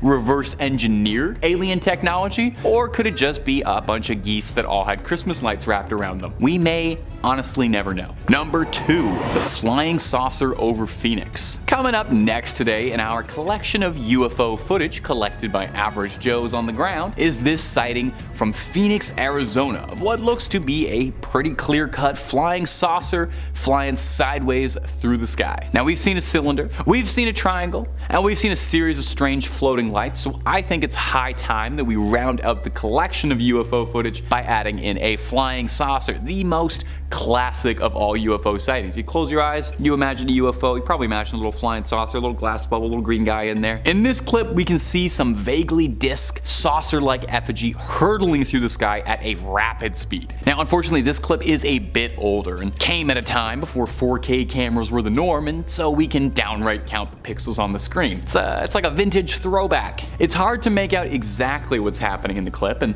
the details of it are a bit muddled. It would be great to be able to see the craft in more detail and make out some of the individual elements of it just to prove or disprove anything. More than a few commenters when this clip was posted suggested that it could just be a balloon, which would definitely be a bit of a bubble burster. I feel like a balloon is the answer to 99.9% of all UFO sightings. It's just a strange balloon that got loose. Now, I can see some elements of that in some shots. The craft looks like it's reacting to the wind more than it does being blown around rather than soaring through the sky. As well, there's no visible exhaust or method of propulsion shown, but it could be possible that whatever entity was piloting that craft has technology above and beyond what we could ever dream of and has no need for propulsion. So what do you think? Proof of an alien civilization scouting out the planet caught on camera by someone looking up at just the right time? Or is this just a balloon that needs some hot air let out of it? And number 1, the balls of fire in La Plata. And finally, coming in at the number 1 spot today in this list of amateur alien auteur films is this strange footage captured recently in La Plata, Argentina. 2 fireballs were seen hovering in the sky, which is that's pretty odd, all things considered. They appeared seemingly out of thin air in the night sky and remained hovering in place for 5 minutes or more. It's strange that 5 minutes seems to be the key